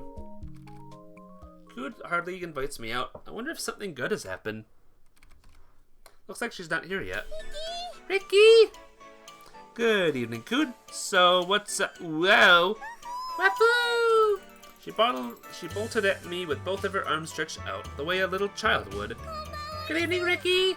She hugged me. I smelled a soapy fragrance from her. First of all, why don't we go outside? Someone saw us in the hallway. That would definitely get us into trouble. Kud switched the lights on. So Kud. I was at a loss for words for an instant. Till she turned the lights on, I hadn't been able to recognize what she was wearing. But she was wearing under a cloak a mandarin gown? It looks like a little different from that. Sort of feels like an ao dai too.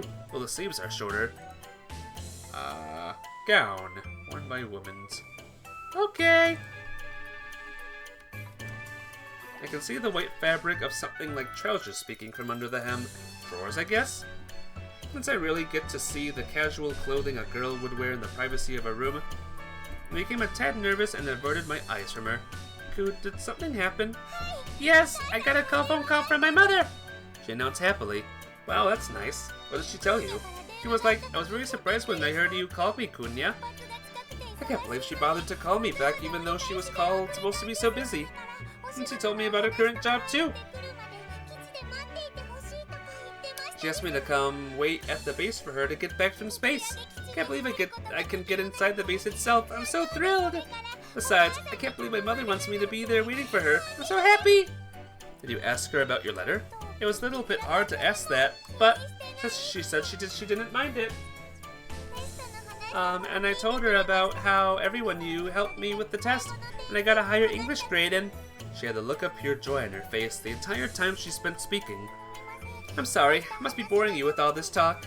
She stopped probably because of my silence and made her worried about my mood.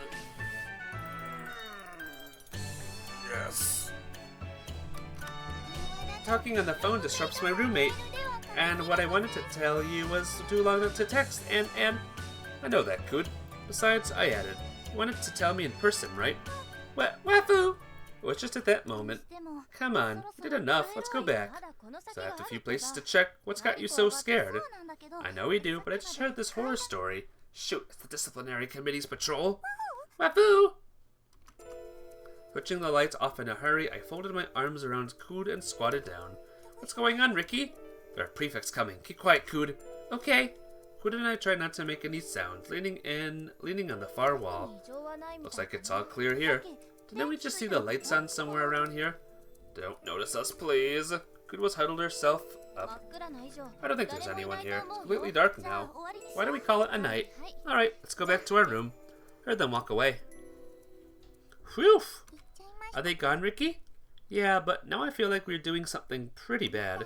Or rather, we are actually doing something bad, aren't we, Ricky? Yeah, I guess you could say that. We shared a laugh. Oh! What's wrong, Cood? Well, I mean, Wafu! The moment I inclined my head, I realized what the issue was. Sorry. Cood was being completely cocooned in my arms. To make matters worse, the way I was embracing her had my arms wrapped around her chest. Hardly attempted to let go of Cood, but she stopped me. Cood? She placed her hands over mine. You are so warm, Ricky. Her relieved voice relaxed my entire body. Rather than trying to break free of me, she seemed to want to keep staying in my arms. Her weight and warmth, they both felt comfortable to me. Cood, you are warm as well. Why did Cood give that to me? The weight that I felt when she confessed and kissed me. The weight she felt more profound than that time. She's in love with me and... I'm not sure I should return her feelings. Nah. Looked into the question from yesterday. She should go. Well, shoot. I'm gonna save right here. Just in case I choose wrongly. She was leaning all her weight on me. So cute, I know. So cute. I felt I wanted to respond to her wholehearted affection toward me. There are many important things. You can name any of them, but I'd say one of them is the feeling of love for another. And if to Cood, that other person is myself, I love to respond to her love for me. Has to be because I just took a bath. Are you sure? I feel there's got to be another reason. I hugged her more tightly. I then buried my nose into her flaxen hair. Finally, I took a deep breath. Ricky, what are you doing? This has been my long-time desire. What was? Your hair, Cood. I've been waiting to do this with it. You don't want me to? Yes, you can. Please enjoy it as much as you like. Response was funny, but I was too crazy about her hair to point that out. I combed through her hair with my left hand, her smooth, flaxen hair. It also felt a tad moist as it gently fell back down in waves. I twisted the tips of some of her hair around my index finger. But, Ricky, are you having fun with that? It's more like I'm being blown away. Every time I touched her hair, she ticklishly squirmed her body. Is that so? Men are mysterious. Yeah, it's really awesome to touch. I see. Cood, don't you mind that my hair isn't black? Why do you ask that? Eating a lot of seaweed will turn my hair as black as my mother's. I used to believe so. She let out a light laugh. If my hair is black, I may be less weird. I was fretting about that. Clearly, the seaweed didn't work out, but it became one of my favorite foods, which made me an even weirder girl. I like your hair, Cood. Its color, touch, and smell, I like them all. If so, I'm glad that it hasn't changed. She happily whispered, yeah. Spent more time fiddling with her hair. She timidly asked a question. Ricky? Yes, what is it, Coot? Seemed to have been way too immersed in her hair. Well, it's unfair that only you are having fun. Huh, is it? I want to do the same. Hey, Coot, chill out. She finally tried to get out of my arms, and voluntarily loosened my hold. She swiftly turned around and faced me. This is not fair. Disapprovingly pouting her lips a little bit. I'm sorry. Oh, She got on her knees and hugged my head tightly. My nose was sticking to her loungewear. The fabric had a soft and nice feel. She smelled faintly like soap besides her own girly smell. Probably because she had just had a bath. The combination of smells made me pleasantly dizzy. Coot, did you get enough of it? Are you satisfied now? Yes. I laughed in embarrassment as she let me go. Coot, look.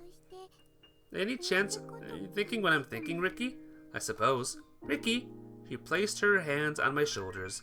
We slowly moved our lips closer to each other. Coot, bye-bye. Good night, Ricky. We have to be careful not to get caught. That's true. See you tomorrow, Ricky. Yep, see you tomorrow. Huh? Coot was standing on her tiptoes. Bent down slightly without saying anything. Our lips met again. I twined my arms around her and held her tightly. Yeah. Our lips parted from each other. Wafu, it was a good night kiss. Good night to Ricky. Night, Coot. After all those kisses, the last one made my heart throb the most. Morning. I couldn't sleep at all last night. Her voice promptly brought back all those feelings I felt last night. Found myself blushing furiously. Ricky? Hello, Coot. Did you get any sleep last night? She shook her head. No, I didn't. She then answered shyly, grabbing my uniform sleeve and swung it back and forth. I didn't. Oh my god. If I were somewhere else, I would definitely be rolling around on the floor.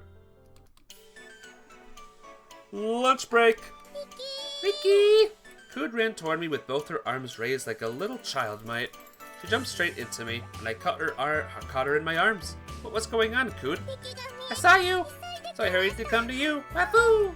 Okay. It's nothing, Coot. I slightly crouched down to kiss her on the forehead. Her face reddened as she cast her head down. You know what? Yeah? Why don't we re-review the earlier?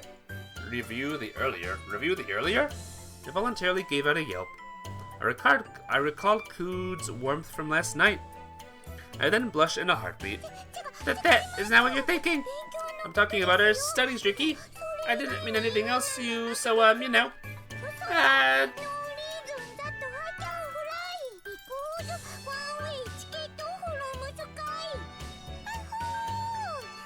Wafu. She was panicking, grabbing her hat with both of her hands.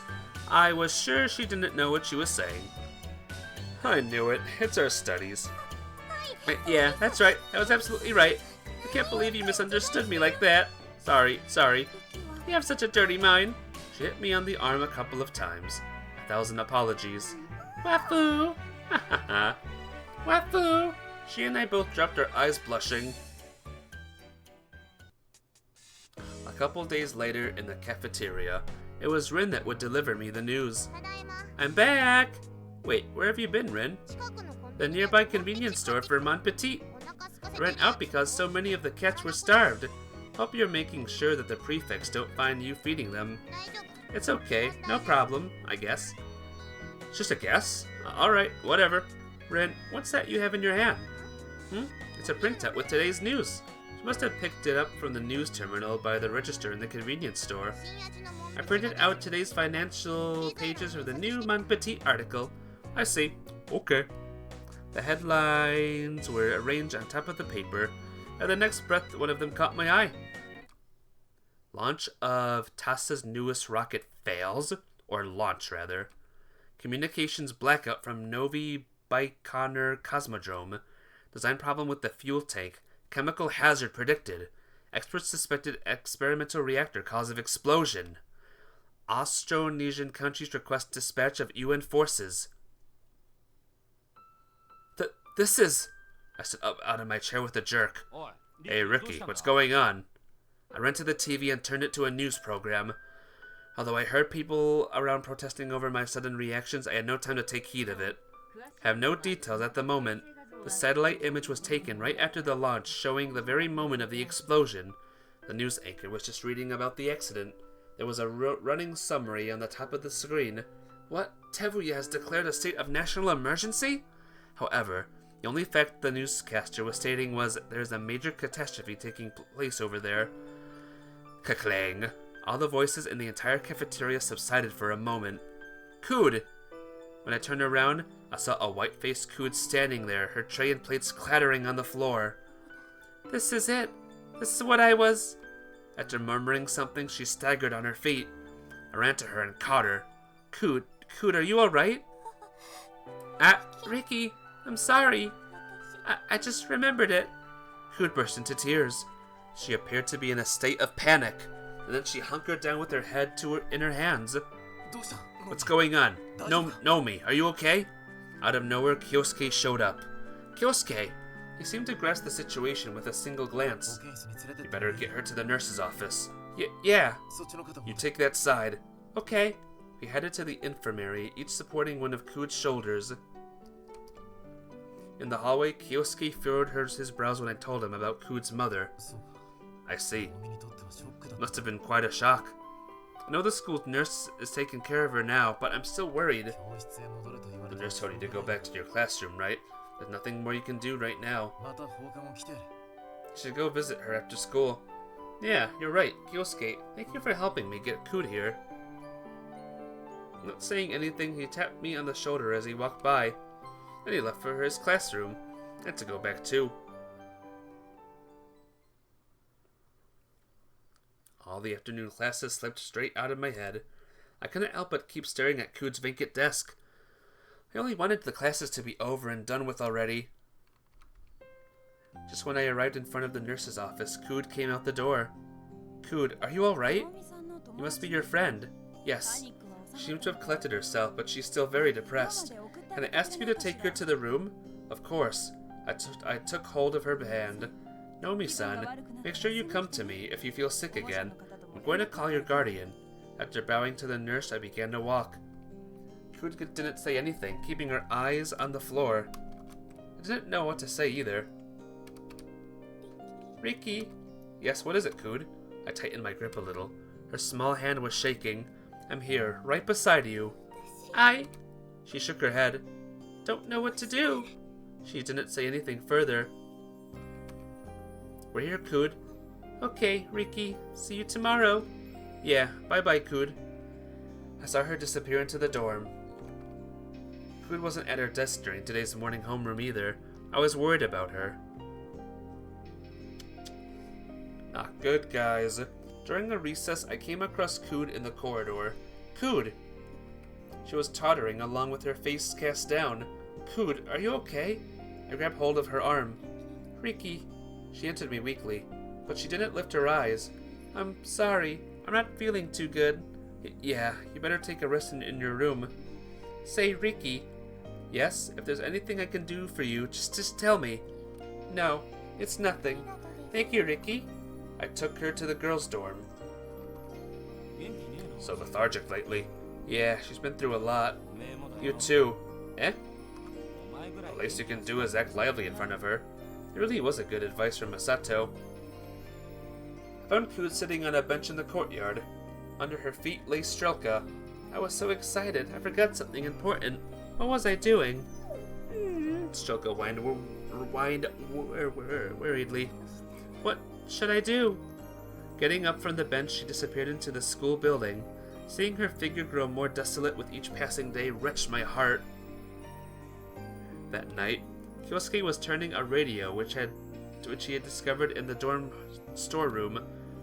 We were going to use it to try to collect what information we could. It's not that news programs are aired all the time, you know. Kyosuke. Yeah, I suppose. What about the cafeteria TV? A lot of 30-years are gathered there to watch an international soccer game. The bossa nova flowing from the radio was in complete conflict with the atmosphere. So, Nomi is from a southern country? Yeah, she is. I gave up the radio and spread out a newspaper. An article stated that according to the information being received intermittently from Tevuya, there was a great number of horrible explosions and fires raging in the country. Because of the accident, most of the air routes in and out of Tevuya were shut down, and it was very difficult to get a clear picture of what was happening on site. If the accident was confirmed as a chemical hazard, it was highly likely that Tevuya was going to be isolated from many other countries for the next few years at the least. It's a real mess. Yeah, Naomi must be worried so much. It seems that all her family is over there. I see. Yeah. Hey Ricky, what if she intends to go back? Go back where? Her homeland. Where else? I had never even considered such a thing. Even if she does, is there even any way to make it there? Hearing my question, Kyosuke fell silent. Kyosuke, do you happen to know anything? Wish I could say I don't. Life isn't that easy. She stared firmly at me for a while. I saw Nomi receive a ticket from a man in a suit at the school gate. I think it was an airline ticket. What will you do, Ricky? Convince her to stay here? I don't know. I wasn't able to answer his question. Kud was absent again. Her desk remained empty. Regardless of that, time kept relentlessly passing on. Class, then a recess. Another class, lunch break, and then the classes were over. I was pondering what to do, what to text to Kud, staring vacantly out at a hallway window. I had been alternating between typing and then deleting over and over. It would be easy to just send her a mail, but the all too hard part was to figure out what to do after that. What's the matter, Ricky? Oh, it's just you, Masato. That's quite a greeting to give me. Let out a sigh. Little Ku's on your mind, right? Yeah. Seems like the rescue work isn't going well. It's pretty dangerous out there. Must be tough for her to decide whether to go back or not. Yeah, looks like she still can't decide. Masato, what do you think she should do? I can't say anything about that, because that's her problem, and more importantly, yours, too. Eh? So it's not my place to say anything. You're right. Choose what you want, choose what you wish for. That's my opinion. I'm not good with the difficult stuff, but that's how I think. Yeah, I think I'll think about it a little longer. Yeah, give it some serious thought. That's what you're good at. He lifted his hand in a wave and walked away. Made up my mind. Finally texted Kud. We talk in person. After the sending animation finished, I waited her reply with my phone open. Ringtone sounded. Just one word. Yes. I headed over to the club room. That was the first place I thought of when it came to talking in private. Ricky. I stopped by my musing and lifted my eyes to face Kud. She seemed restless. She must not have been sleeping well. Her eyes lacked her usual liveliness. Sorry I called you down here all of a sudden. She shook her head. Wanted to talk to you too. She answered in a detached tone of voice. I received an airplane ticket from the Tevuyan embassy.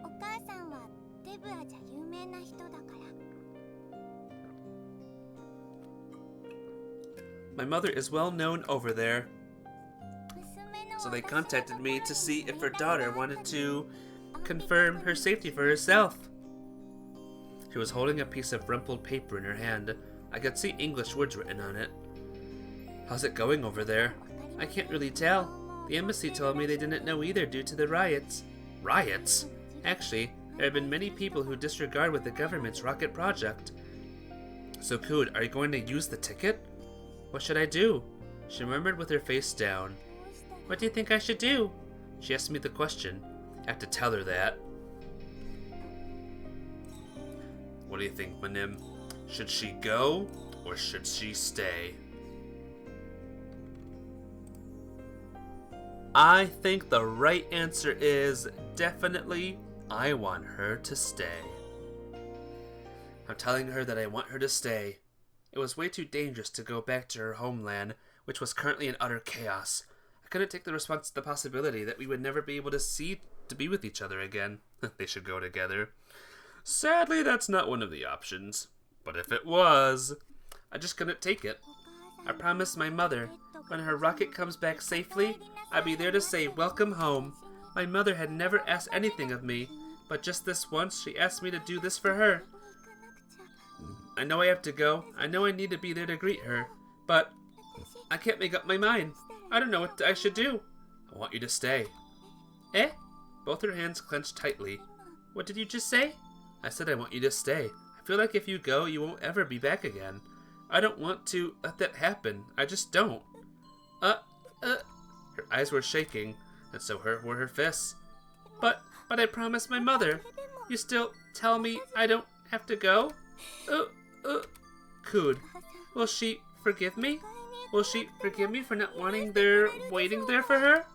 I'm sure she would also stop you from going to such a dangerous place. I wonder if you're right. I just don't know. All we can do is just wait for news on the rescue work. But aren't you scared of going to such a dangerous place, Cood? I would be scared. If I were at a disaster scene like this, like the one they were showing in the reports, just what would I be able to do there? Nothing whatsoever. I would just be standing frozen in fear and recoiling at the sea of blood. I am scared. But for some reason, I still feel like I have to go.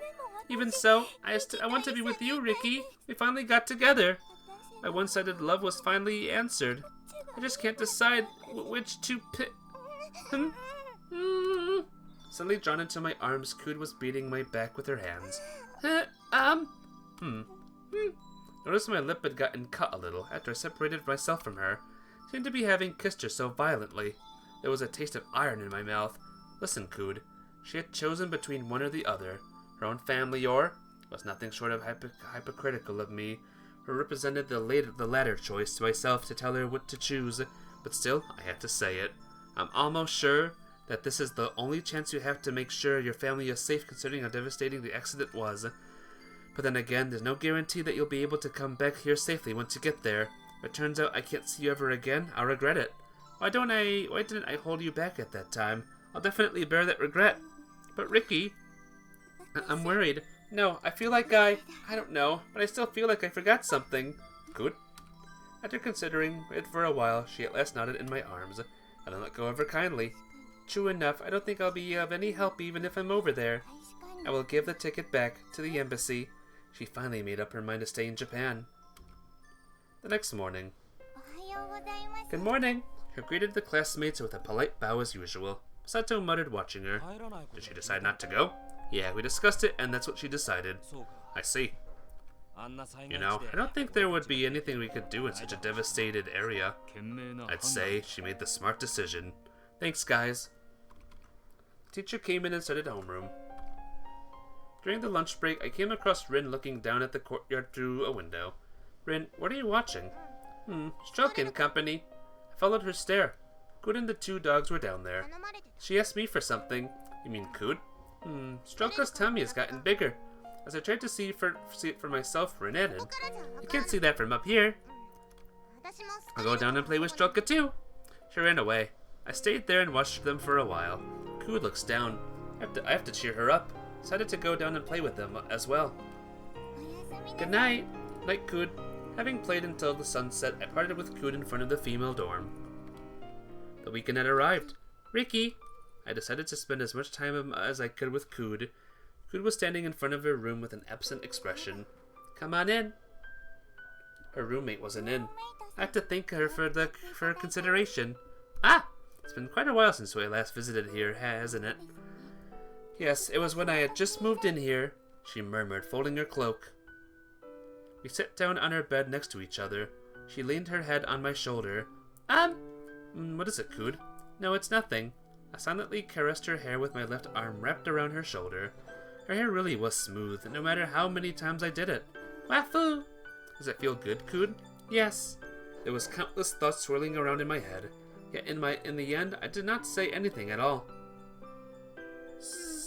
Cood? Petting her hair must have been really very soothing. Couldn't it be helped? There had been no good news coming from Tuvia. Also, the foreign ministry was still imposing a travel ban on the country. Must have been quite worn out mentally. I'm sorry. Cood? I'm sorry. Cood. Even though she had at last made her decision, must be full of anxiety that she would never be able to meet her family again. Who was it that Cood was apologizing to, I wonder? Oh no. Okay, I think we're good. We good. Inside me, there was an unreasonable anger that I could do nothing about. As I turned to look at Cood's face, I saw the tears running down her cheek. I made my hand clench into a tight fist. All I could do now was protect the little sleep of my beloved girl by gently stroking her sleek hair. And I made up a new routine on the next day. I was watching the news programs with Cood and the cafeteria TV. They're demanding a further tightening of the sea blockade due to the rumors of an unknown plague spreading. During the news program, there was then any good news regarding Tevuya whatsoever, nor in the morning. The UN force carried on a radio against the party of rioters that broke out to the airport, and because of that, the rescue work had all been halted. The situation wasn't getting any better. All we could do was only keep to checking out the information provided by the media. The local radio station announced that they will stop broadcasting soon and they're running out of emergency power. Earlier in the morning, turned to the satellite television news channel, which was watchable even at this hour. Even though Tevuya was abandoned after the collapse of the Union, they had to go independent. It's obviously a big mistake that they invested so heavily into their space industry. They built up a disbanded structure within themselves. National companies from the US, Europe, and Russia bear 50% of the financial contribution to the industry, and the rest of it is divided between Asian and Australian groups. Written on the L-shaped caption was simply, "Further news will be reported as soon as it is received." As for now, we have only received satellite pictures of a dozen fires in the area. Looking down at my breakfast and the table, I couldn't believe the content streaming in from the TV was all real. The Tevuya government seemed to be unable to deal with this man-made cosmic catastrophe in many ways. As a result, riots have broken out in several neighboring countries. The UN force carried out their third airstrike. According to the reports sent via satellite by a special correspondent who remained unseen until the last minute, insurgents have begun publicly executing the aviation staff and the government officials. Oh my gosh. Bang. Up from my chair. What is it? What is this? What is the news anchor talking about? One moment, please, yes? The anchor was suddenly handed a memo. She tilted her head and wiped the sweat from her brow with a handkerchief. The group that had occupied the news station is broadcasting the executions. According to the video obtained by the station, we're going to show this? Just the beginning? But this is... The studio seemed to be in chaos. When we saw next on the TV screen was... Oh boy. A video of a woman wrapped in blood-stained bandages who was forced to be standing. Figures wearing blindfolds and gagged with towels, something inscribed on their exposed skin. Looked like kind of a pattern. Had a feeling that I had seen the jet black hair before. Could let out an inaudible scream. She is the astronaut who caused the disaster. Her name is... Bang! It was an awfully soft sound. By the time I realized that it had been the sound of a firing gun, the TV was showing somebody falling out of the window of a building. This is it. This is what it was. I saw this. I saw this. All the voices in the entire cafeteria subsided, and an odd silence fell upon the whole place. I don't want to see that, believe that. That must be fake. That can't be real. I supported Cood's body that had gone into a fit of trembling.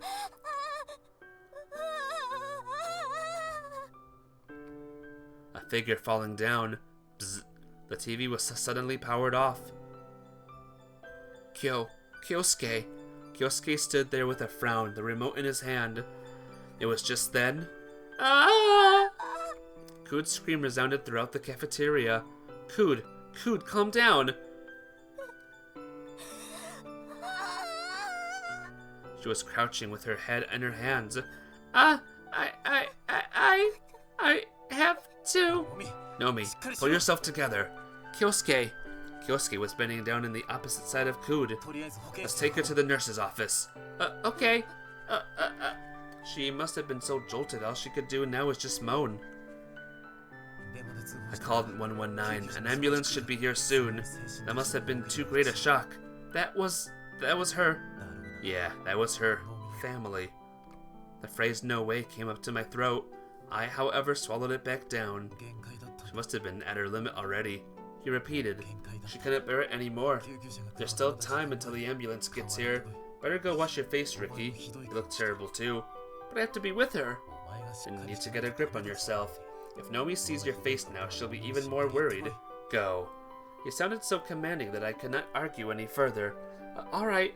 Headed for the washroom. Did I really make the right choice? Should I not have held her back? Those kinds of questions were swirling around and round inside my head. Cood. I have to get back to her as quickly as I can. I had to wash my face as I was told. Oh, it was just then.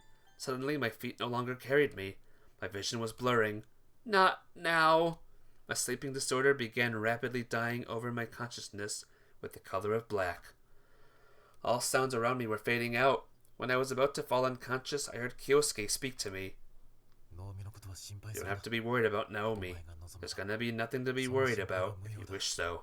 Okay, you got it, Kyosuke. But what do you mean by my wishing so? The question of mine was sinking into the mud of sleepiness along with myself. Eventually the darkness enveloped me completely and my senses cut off. So, Minim, that was a bad ending. Maybe we should try to get the good ending, huh? What do you say? Good ending? She should go. She should go. It was way too dangerous to go back to her homeland, which was completely in utter chaos. Chances were good that I would never be able to meet her ever again. But then again, if she decided to stay here, that meant she would never be able to see her family again. I promised my mother, when her rocket comes back safely, I'll be there to say, welcome home. Good, and yes, yes, I agree. My mother has never asked me anything of me, but just this once she asked me to do this for her. Oh, fudge. I know I have to go. I know I need to be there to greet her, but I can't make up my mind. I don't know what I should do. I think you should go back. But if I go back... She seized my hands. I might not... She spoke as though squeezing the words out of her throat. I might not be able to meet you ever again, Riki. Are you really okay with that? Despite knowing that, you still tell me. You still tell me to go back? She yelled at me as she gripped the hem of my jacket so tightly that the canvas was stretching. How could you tell me to go back so easily? She hung her head in disappointment. No, Ku, that's not what I'm trying to say. Yes, it is. You don't care about my feelings at all. That's not true. Then, why? Why would you tell me to go back? Suddenly drawn into my arms, Ku was beating my back with her hands. Notice my lip has gotten cut a little after I separated myself from her. I seemed to be having kissed her so violently. There was a taste of iron in my mouth. Listen, Cood. She had to choose between one or the other. Her own family or nothing short of hypocritical of me, which represented the latter choice to myself to tell her what to choose. Still, I had to say it. I'm almost sure this is the only chance you have to make sure that your family is safe, considering how devastating the accident was. If you miss this chance, I think you'll regret it for the rest of your life. And even if you come to regret it, you will not be able to do it over. Many things must be lost over there every passing moment because of the chaotic situation. Therefore, she had to get there right now. Otherwise, I believe she may lose something important for good. But, Riki, there's no guarantee that I will be able to come back here. Am I okay with that? Can I really accept that? Even if not, there was something I must tell her. We finally got together. My dream finally came true. If it turns out we cannot meet ever again, what should I do? She must be thinking about flying over as quickly as possible, but I am the one who's holding her back. In that case, I have to be the one to tell her to go back, so she will be able to make up her mind. It's gonna be okay. I'm sure we can meet again. But there's no basis or proof for that at all. Then why don't we make one? Make one? You will come back to me again. I want you to promise me this, and I will be waiting for you to come back to me. I promise you this. Now that we both have a promise, you can get back here safely. How baseless the words I just said. However, I can think of nothing better than meager hope. Are you sure? Absolutely. This is a mission that only you can undertake. You are being unfair. Riki, you are so unfair. If my lover gives me this much support, what other choice do I have but to walk forward? I'll have to fly over there, won't I? If I don't, I'll be just a useless girl. Tears streamed down her face. Cooed. If you are waiting for me, I will go back. After a short silence, she told me her conclusion. The weekend had arrived. I had decided to spend as much of my time as I could with Cood. The dorm head, who knew about Cood moving out, let me into the girls' dorm through the back door. Cood was standing in front of her room with an absent expression. As she recognized me, she gave me a soft smile. Hello, Ricky. Come on in. Her roommate wasn't in. I have to thank you for consideration. It's been quite a while since I last visited here, hasn't it? Yes, it was when I had just moved here. We sat down on her bed next to each other. She leaned her head on my shoulder. What is it, Cood? I'd like you to stroke my hair. I silently caressed her hair with my left arm wrapped around her shoulder. Her hair really was smooth no matter how many times I did it. Wafoo! Does it feel good, Cood? Yes. There were countless thoughts swirling around in my head. Yet in the end, I did not say anything at all. I simply kept stroking her hair wordlessly. Cood? My petting her hair must have been very soothing. Cood was dozing off. It couldn't be helped. There had been no good news coming from Tevuya. Also, the foreign ministry was still imposing a travel ban on the country. I'm sorry. Cood? I'm sorry. Cood. Even though she had at last made her decision, we were both still full of anxiety that we would never be able to be by each other's side again. Who was it that Cood was apologizing to, I wonder? She owed me no apology. Inside me, there was an unreasonable anger that I could do nothing about. As I turned to look at Cood's face, I saw the tears running down her cheek. It made my head clench into a tight fist. All I could do now was protect the little sleep of my beloved girl by gently stroking her sleek hair. There, is this the last one? Yes, there's just the small and light things left now. Thank you for your help, Inohara-san. I appreciate everything you've done for me so far. She bowed her head. With a glance at the luggage loaded onto the truck, Masato asked her, Can't you just leave them at the school? She shook her head. I can't use the dorm room anymore because they've already withdrawn from the school. Yeah, that's true. I still have stuff to do. Really, thank you very much for your help. She bowed yet again, deeply with her hands joined together. Ricky, I'll see you later. With a smile, she turned back to the girls' dorm. Hey, Ricky. Don't say it, Masato. This is what we both decided on. Then it's okay. Kyosuke, can't you do anything about it? Kyosuke was wordlessly staring in the direction Cood had gone. No good, huh? Only we could send her out with a bang, at least. No, it's not that kind of situation. And I'm sure Nomi doesn't feel like it. So in the end, there's nothing we can do for her. Masato sighed. You know, what she thanked you for isn't just only carrying her stuff. Would be nice if that's the case. We also made our way back to the dorm under the setting sun. Masato tossed my cell phone to me as I came back from my bath. Masato, don't treat my phone like that. You got a couple of emails? Huh? I hurriedly opened my cell and found mails from Cood waiting. Thank you for today, KN. Masato, I got to go out for a little while. Hope you don't mind taking care of the patrol for me. Sure. By the way, you're debt for entering them for you to keep growing. But what the hell, you hurry up and go to her now. Nothing I can do for you guys other than this. Thanks, Masato. I texted her back as I was walking down the hallway. Cood, can you come over to the club room? Waited for a while, but no reply arrived, until I headed for the club room. Good evening, Ricky. Cood was standing in front of the room in her casual wear. Sorry for calling you out, Cood. She shook her head in silence, then she unlocked the door and we entered the room. Click! The lights turned on. As I was looking around inside the room, Cood started to speak.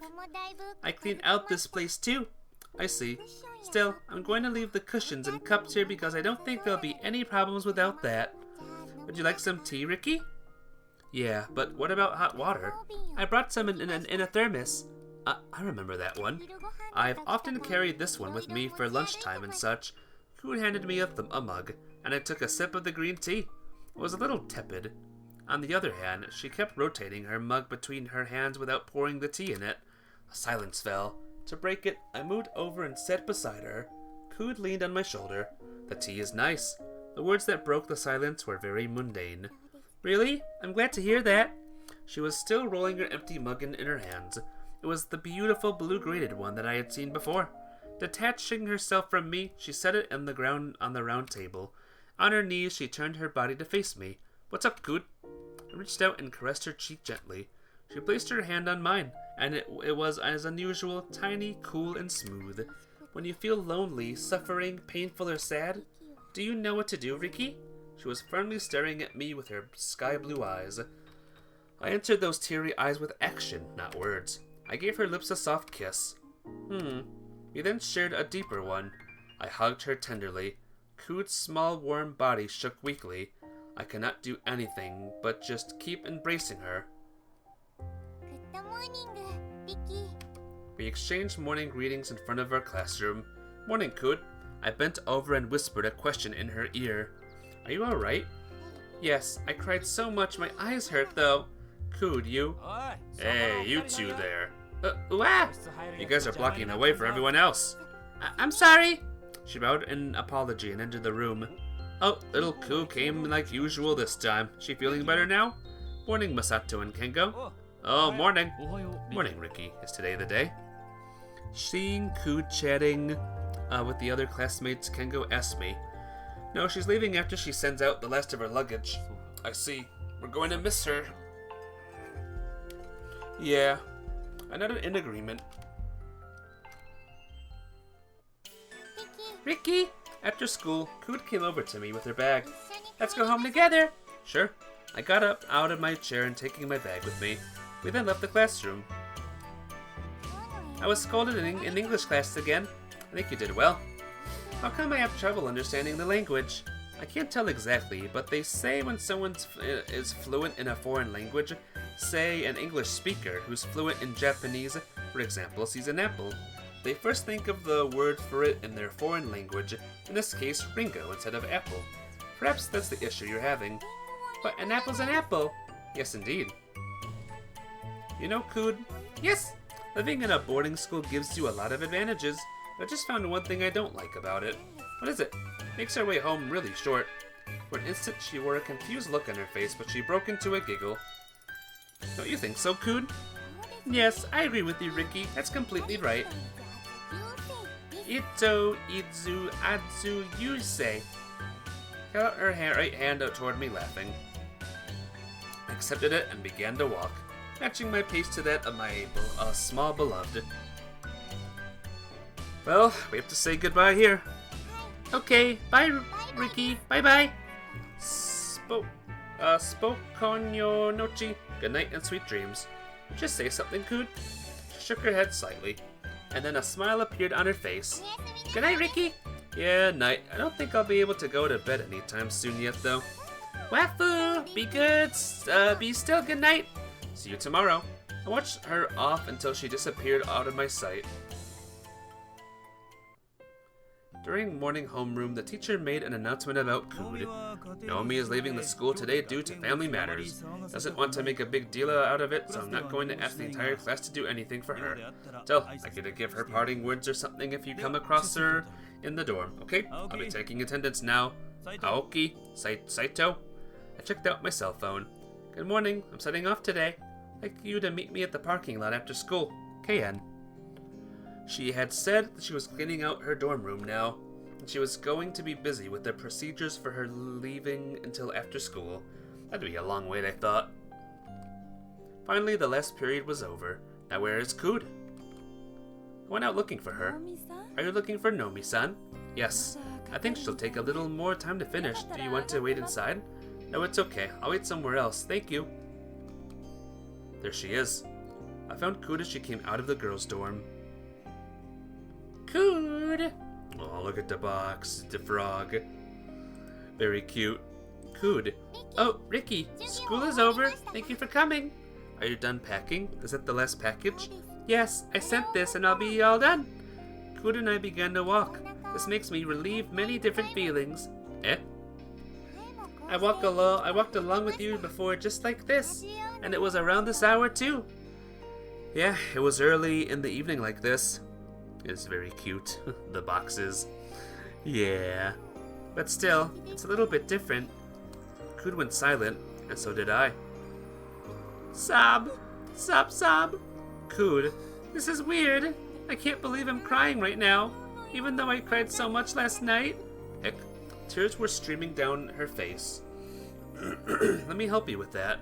I took the cardboard box from her arms.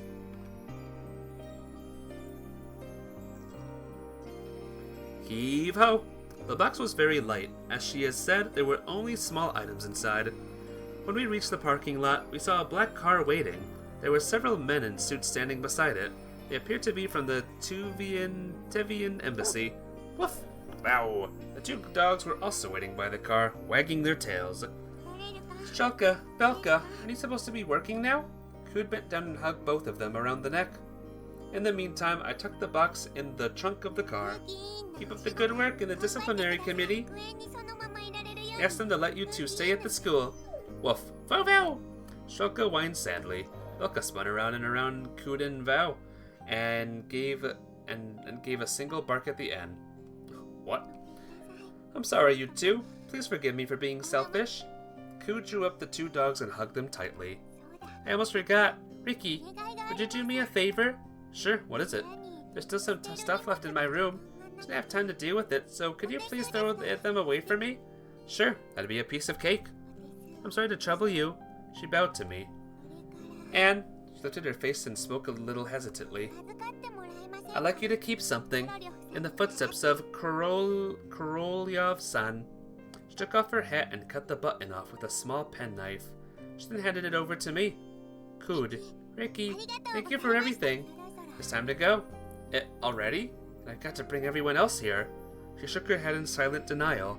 But I already gave my goodbyes, and I don't want to make the parting any harder. Don't make a face like that. I'm going to do everything I can to keep our promise. That's right, that's the promise I've given her. Here we go. A man got out of the car and gave Kud 2 folding chairs. Kud, what are those for? They are for the Tevian custom followed before setting off a faraway place. Major Gagarin did the same thing when he set out. The Major's friend, Leonov, said, "It's that's so in the book." Fudge. Sitting helps you relax, she added. Here, have a seat, Ricky. Okay. I set up my chair and sat down on it. Well then, let's go. She stood up out of her chair, and I did the same. I tried to think of something smart to say, but nothing came to mind. Ricky, yeah, can I ask you to cast a good luck charm on me? Sure, of course I will. What am I supposed to do? Say Ni Puha Ni Pera. Ni Puha Ni Pera? Yes, that's right. Ni Puha Ni Pera. What does that mean? Kud responded to my question with a dreadfully tender smile. I wish you luck, Kud. Yes, that does sound quite exotic. Kud giggled at my comment. While her eyes filled with tears, she kept laughing.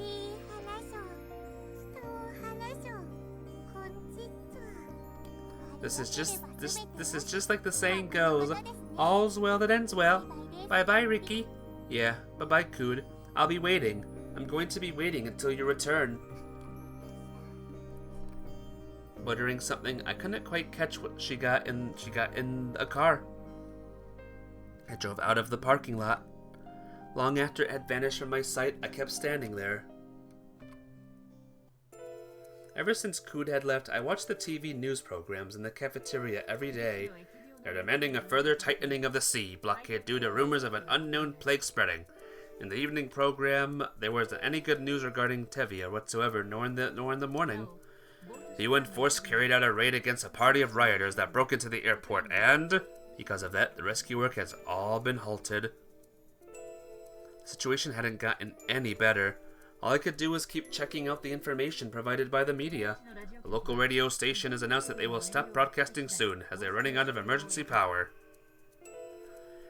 Early in the morning, I turned to a satellite television news channel which had broadcasting even at this hour. Even though Tevria was abandoned after the collapse of the Union, they had to go independent. It's obviously a big mistake that they invested so heavily into the space industry. They'll have a independent structure within themselves. National companies from the US companies were 50% of the contribution to the industry, the rest of it divided between Asia and the astronaut groups. Rain on the L-shaped capsule was simply further news reported as soon as it is received. Now we see satellite pictures of a dozen fires in the area. I had no way to get in contact with Kud. Looking down at my breakfast from the table, I couldn't believe the content was streaming in from the TV was all real.